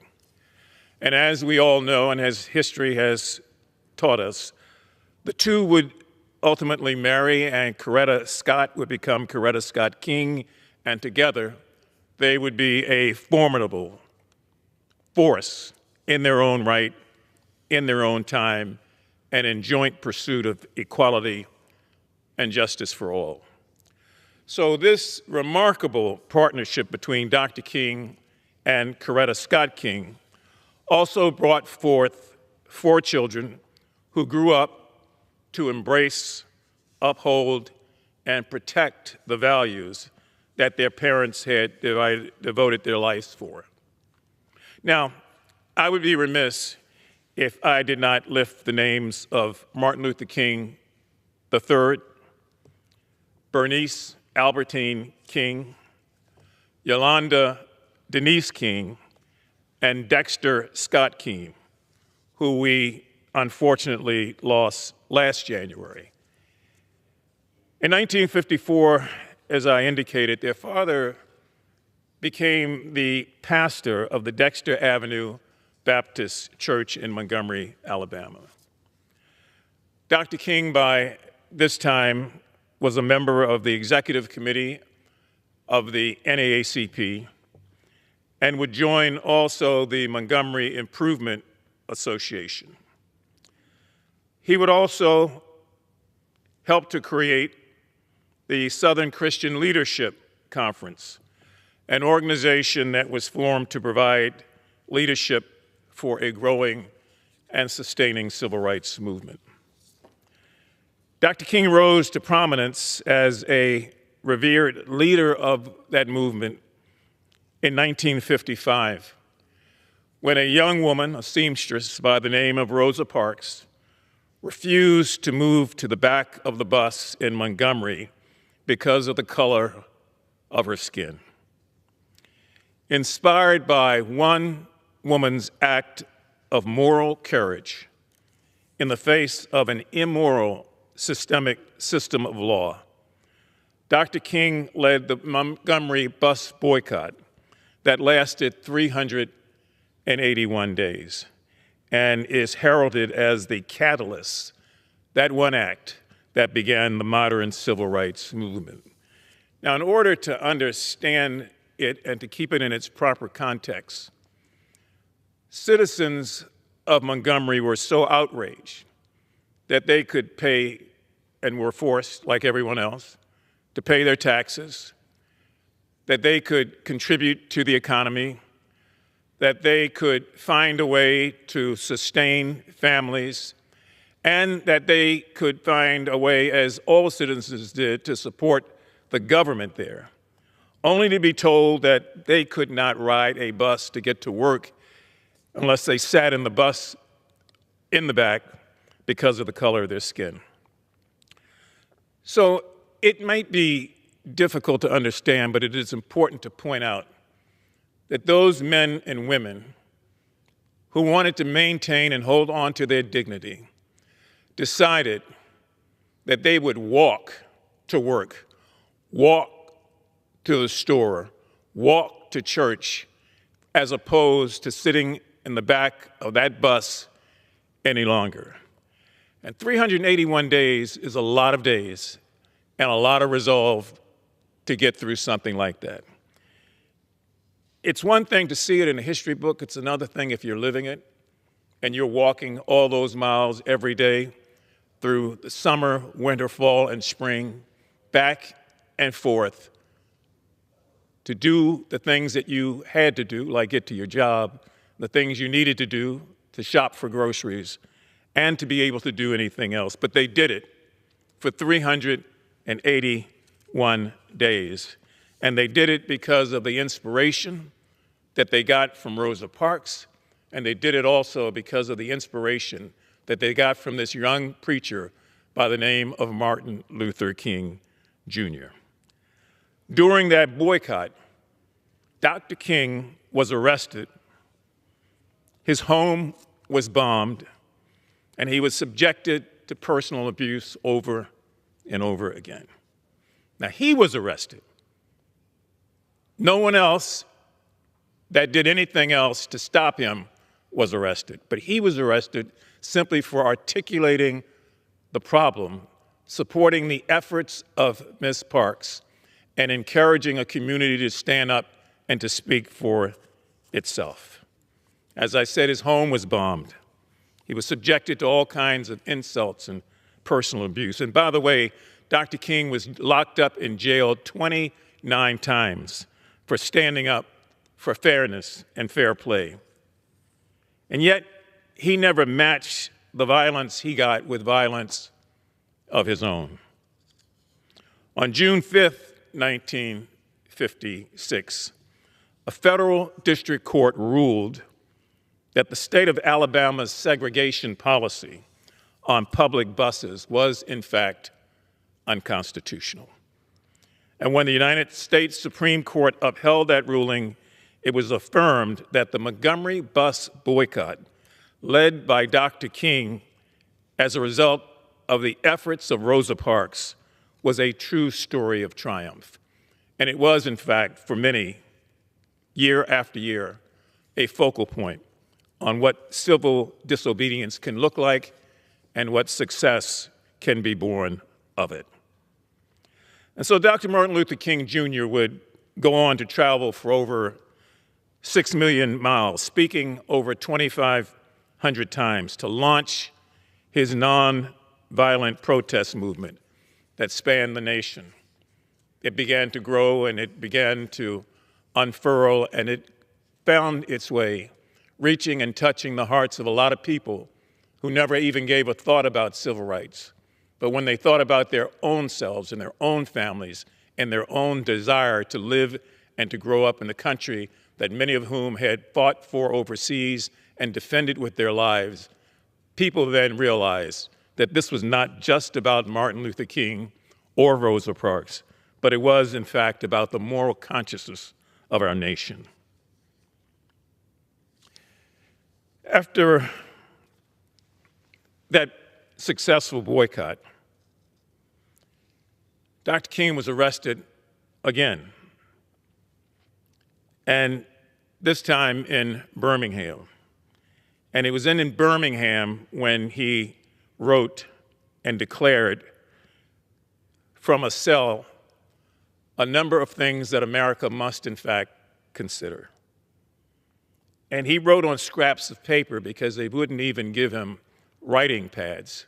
But he wrote them nonetheless, and those letters are often referred to today as the letters from the Birmingham jail. And in one of those, he fiercely declared that injustice anywhere is a threat to justice everywhere. We hear that repeated over and over and over again.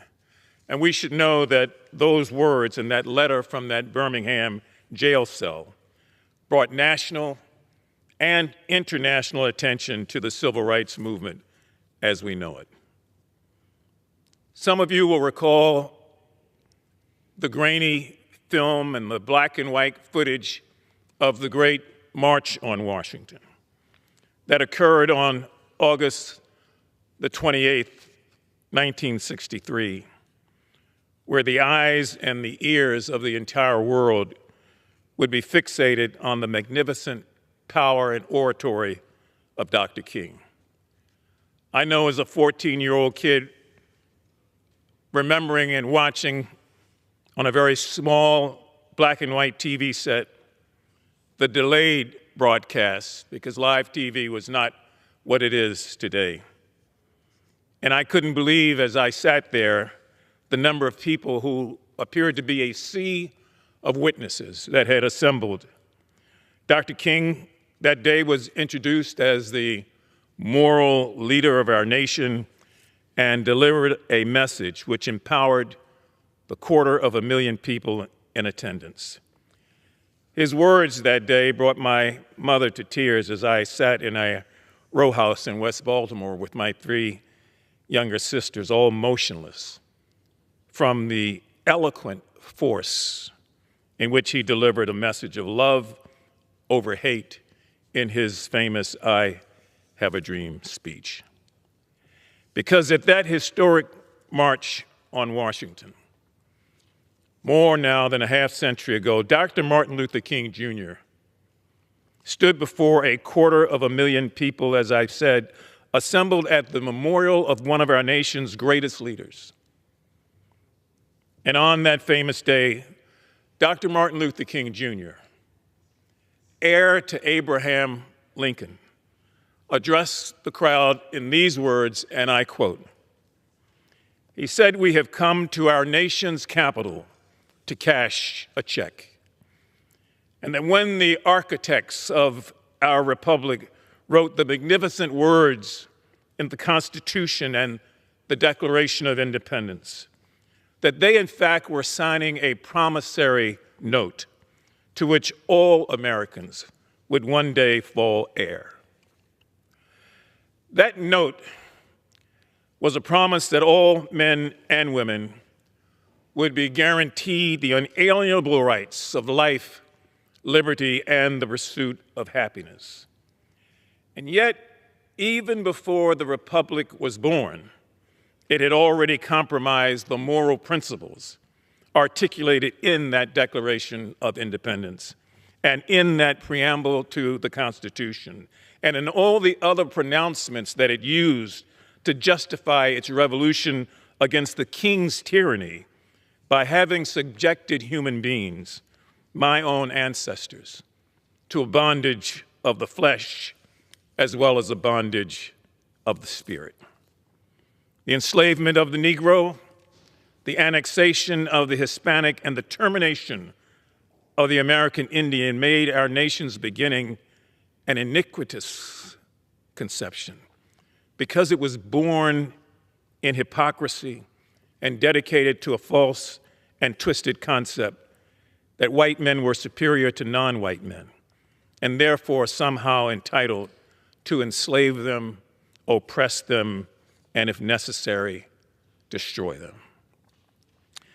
In the 200 years since the writing of that preamble to the Constitution and that Declaration of Independence, and in all the other pronouncements that America issued to justify, again, its revolution against tyranny, we have surpassed the wildest expectations and aspirations of our founders. We've gone beyond human measure and created a nation of unparalleled power and unparalleled influence. We've grown from a small band of 13 impoverished colonies to become the strongest, the most powerful nation on the face of the earth.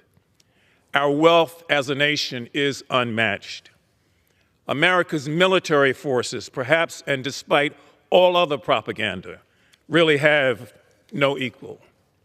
Our industry and our technology remain superior, Europe, China, and Japan notwithstanding. And because of our ideals and our principles, we wield a mighty and forceful hand in world affairs. There can be no doubt that the American flag is still respected by billions of the world's people as the symbol of freedom from tyranny. Every morning at the start of school, millions of kids still around the country pause to utter the words, "I pledge allegiance to the American flag and the United States of America," for which it stands, one nation under God, indivisible, with liberty and justice for all. And yet, if Dr. King were here today, he might call into question the fact that that does not always still ring true. Because in many ways, we are still not yet one nation. That's the challenge. Far too many of our citizens do not see their existence as having been due to or under the direction of God. We're not yet indivisible, and nowhere in our own lifetime can it be said that we've practiced liberty and justice for all of our people. And so the genius that our founding fathers bequeathed to us was to have been, if realized, a form of government based on opportunity. But measured against the promise of America in many respects, we have still fallen short in ways that continue to haunt us, plague us, and unfortunately divide us. Have things changed for the better?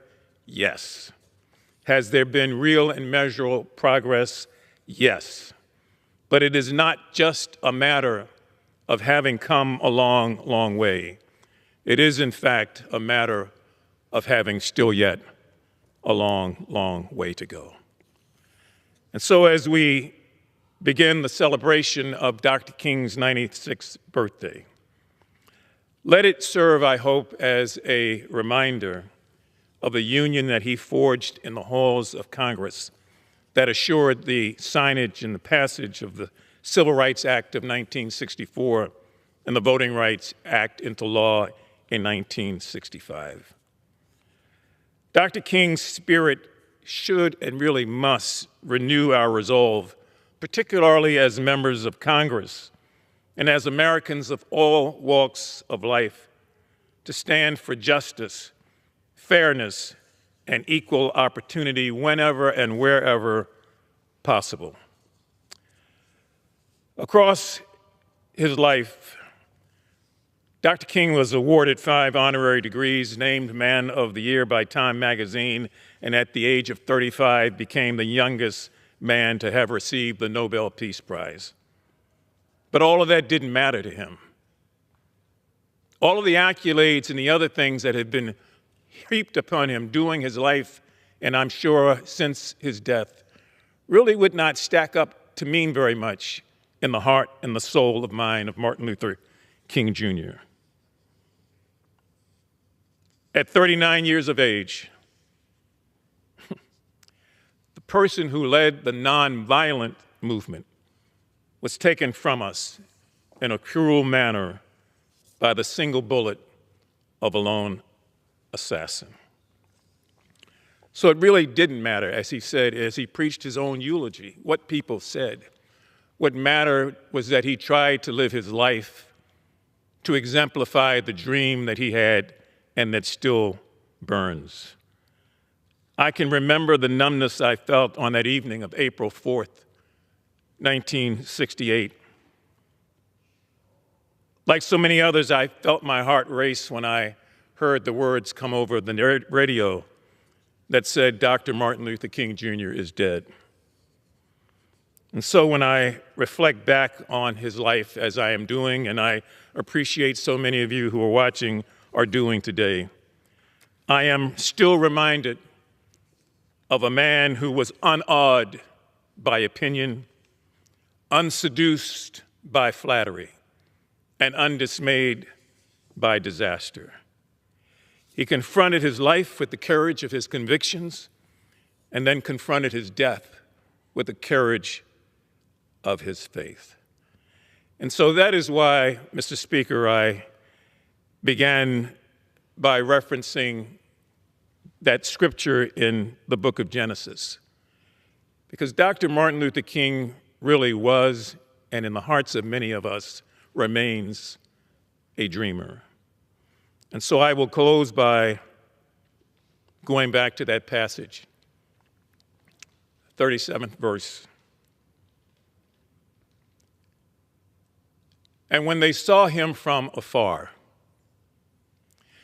even before he had come near to them, they conspired against him to slay him. And they said one to another, Behold, the dreamer cometh. Come now, therefore, and let us slay him, and we will cast him into some old pit, and we will say that some evil beast has devoured him, and we shall see what becomes of his dream. Just like that passage in Genesis, that dream has lived on. It lives in the hearts and the minds of so many of us. It is a dream that young people look at and try to fashion themselves after. And it is a dream that many of us who are much older will smile and go to our grave knowing that Dr. Martin Luther King Jr. was in the truest sense a true American that gave all he could, not just for his dream, but for his country. With that, Mr. Speaker, I yield back the balance of my time that is remaining, and I thank you for this moment of indulgence. The gentleman yields back.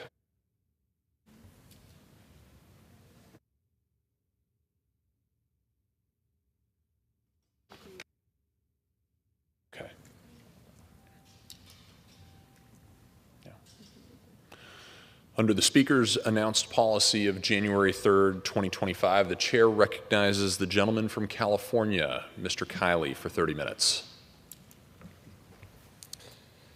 Mr. Speaker, this week I announced legislation to rein in the California Coastal Commission, to strip the Coastal Commission of the powers that it's been granted by federal law.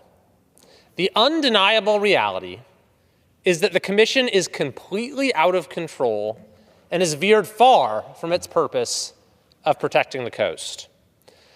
To quote Mike Stoker, who's the former Southwest Administrator of the U.S. Environmental Protection Agency, he said this: "The California Coastal Commission was created in 1972.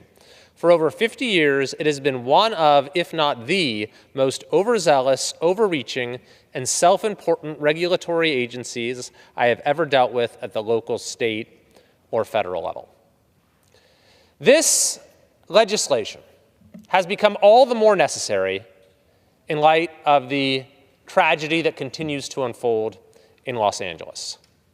The task of rebuilding those communities, the imperative of recovery, is going to be difficult enough as it is, but it will be impossible as long as the Coastal Commission continues to exercise its powers in such irresponsible ways.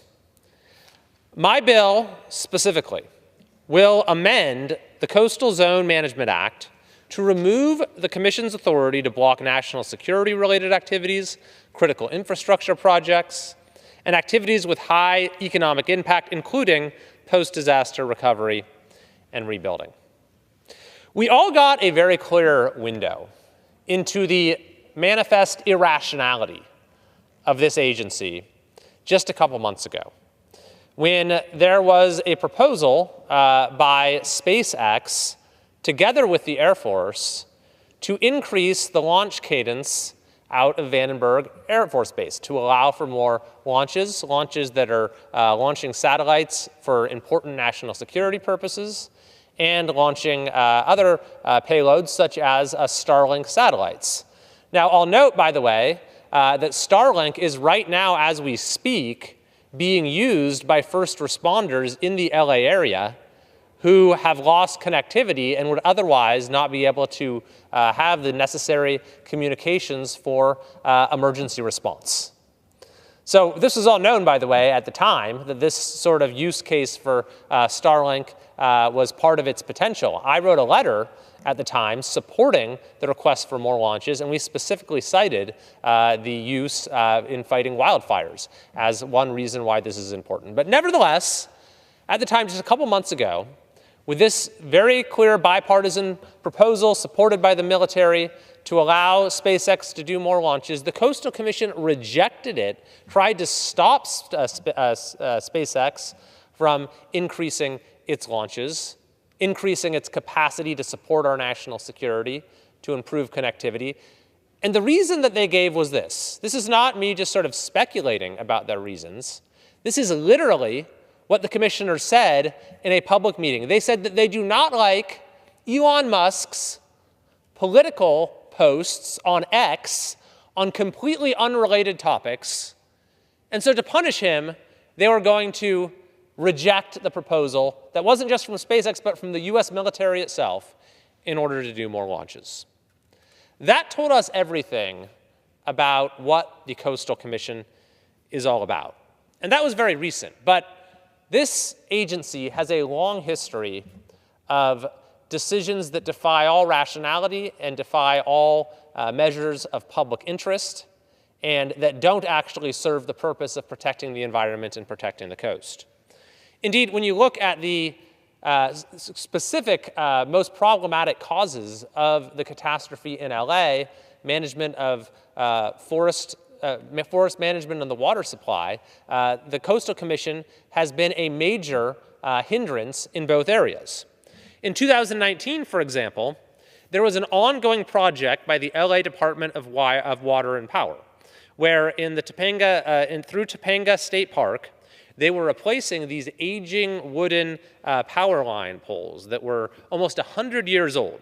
and they were in an area that had been identified for having an elevated fire risk. So very important project. These wooden poles, 100 years old, high-risk area. They're replacing them with steel and with more fire-resistant materials.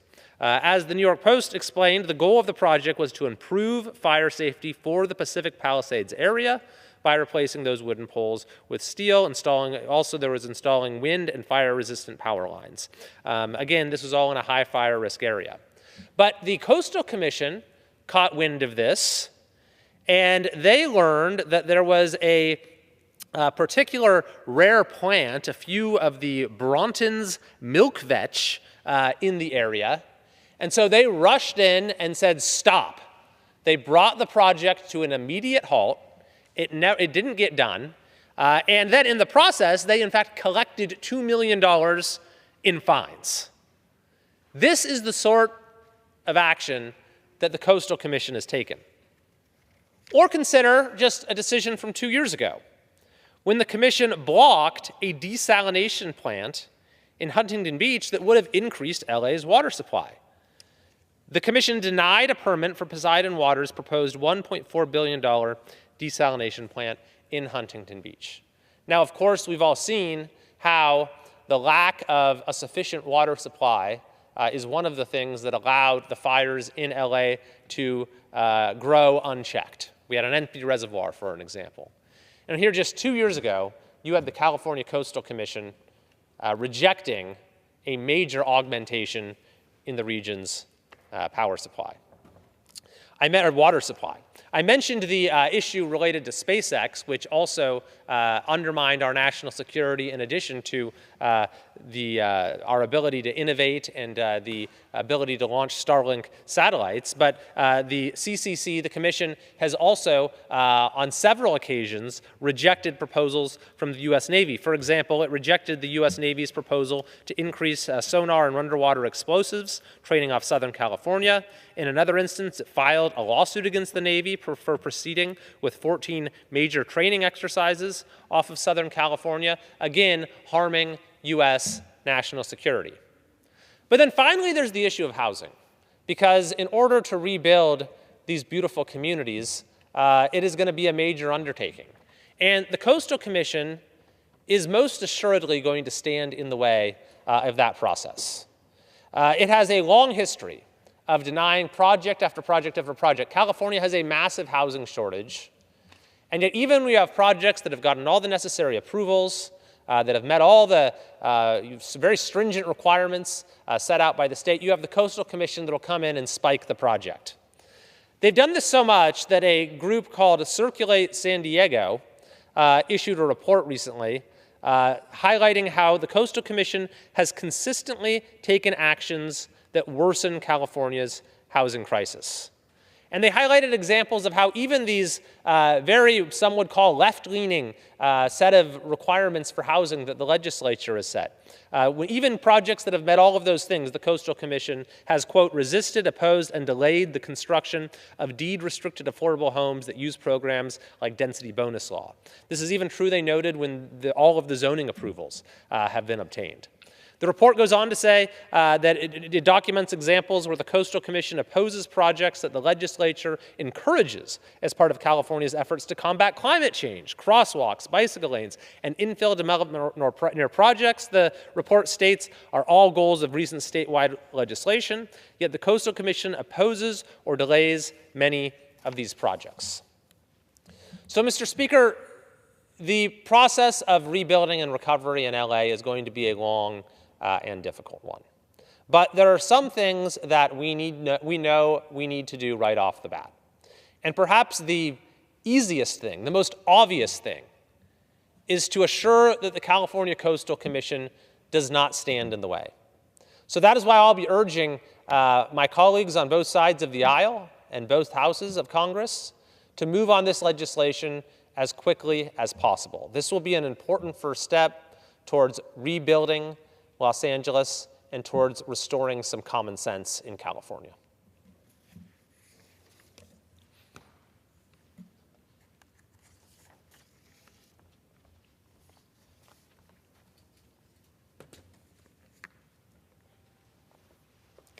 Mr. Speaker, I would like to congratulate Blue Origin on successfully reaching orbit in the first flight of its New Glenn rocket. New Glenn is a 320-foot rocket that's taller than the Statue of Liberty, which has 7 engines, and it can carry 45 metric tons to low Earth orbit. According to a report from Blue Origin, in the flight that left at 2:03, I believe, a.m. This morning, the first stage burned for more than 3 minutes before the second stage separated at an altitude of 70 kilometers. Then the report states the upper stage's 2 engines appeared to perform flawlessly, pushing what's called the Blue Ring Pathfinder payload toward orbit. This, by the way, is a apparatus that is going to allow for the adjustment of other payloads that are in orbit and bring them into different orbits, adjust their orbit from using that device. And apparently it's now working properly and is accepting and is registering data. So far, so good is the report. It goes on to state that the engines burned very nearly for 10 minutes before shutting down, having reached an orbital velocity of 28,800 kilometers per hour. As a spokesperson for Blue Origin states, the vehicle underpins our efforts to establish sustained human presence on the moon, harness in-space resources, provide multi-mission, multi-orbit mobility through Blue Ring, and establish destinations in low Earth orbit. Further, future New Glenn missions will carry the Blue Moon Mark I cargo lander and the Mark II crude lander to the moon as part of NASA's Artemis program. And we also, by the way, have another launch scheduled in just a few hours. I believe this is Flight 7 for SpaceX's Starship, which is the largest rocket ever built, the largest space vehicle ever built.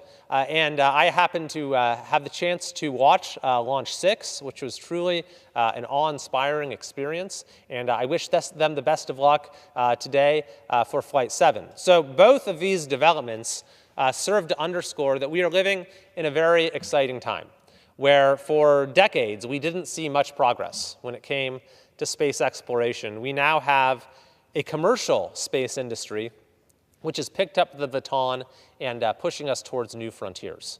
And in order to enable that, I have introduced the New Space Age Act, which is designed to encourage and catalyze the growing commercial space industry by streamlining the process for getting launch approvals and getting the FAA out of the picture because they have tried to unnecessarily hold back progress. So I think this will be a great piece of legislation to enhance America's competitive advantage, where we are far outpacing the rest of the world right now when it comes to space, and will facilitate many, many more flights in the future, which have the capacity to not only enhance our national security and bring about further innovations, but also to capture the imagination of Americans as well.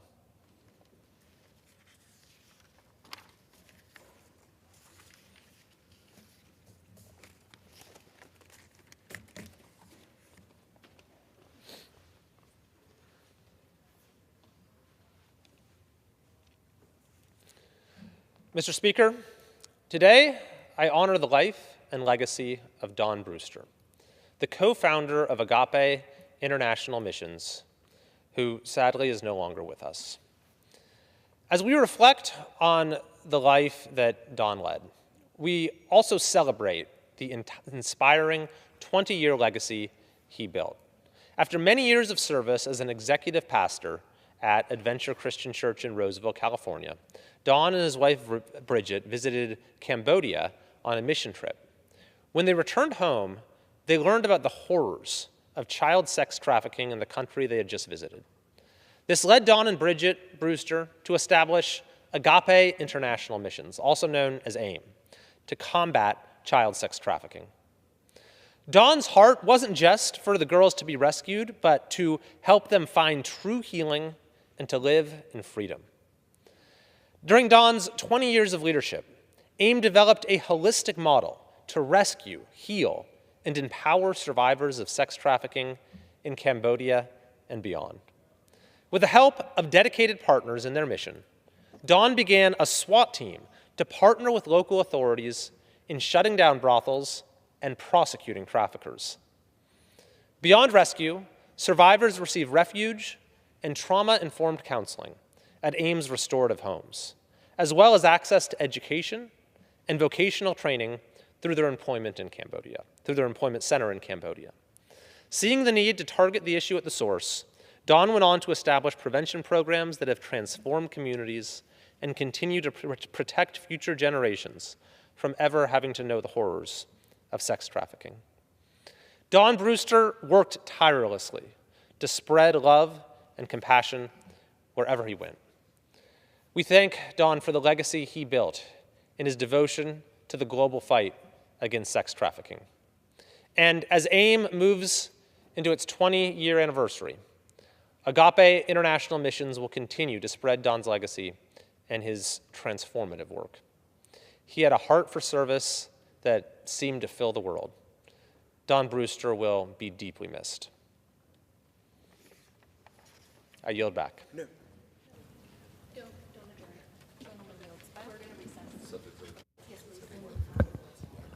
The gentleman yields back.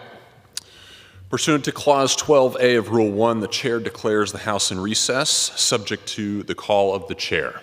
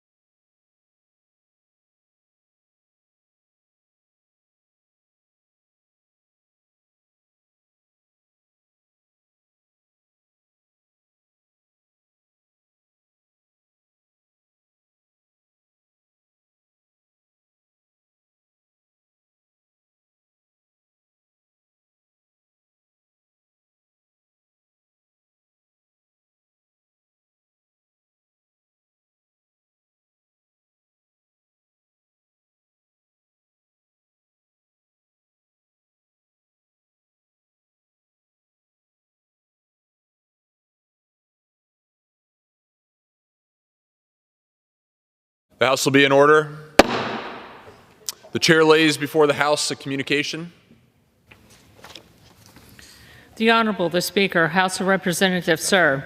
Pursuant to the permission granted in Clause 2H of Rule 2 of the Rules of the U.S. House of Representatives, the clerk received the following message from the Secretary of the Senate on January 16, 2025 at 2:30 p.m. Appointments: Commission on Security and Cooperation in Europe, the Helsinki Commission. Signed sincerely, Kevin F. McCumber. The chair announces the Speaker's appointment pursuant to Clause 11 of Rule 10, Clause 11 of Rule 1, and the order of the House of January 3, 2025, of the following members of the House to the Permanent Select Committee on Intelligence.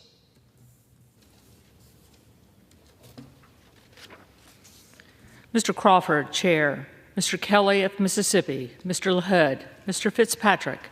Mr. Austin Scott of Georgia. Mr. Hill of Arkansas. Mr. Crenshaw. Mr. Jackson of Texas. Mr. Perry. Mrs. Wagner. Mr. Klein. Mr. Stube. Ms. Tenney. And Mr. Fallon. For what purpose does the gentleman from Washington seek recognition? Mr. Speaker, I move that the House do now adjourn. The question is on the motion to adjourn. Those in favor say aye. Aye. Those opposed, no. The ayes have it, and the motion is adopted. Accordingly, the House stands adjourned until 10 a.m. on Monday next.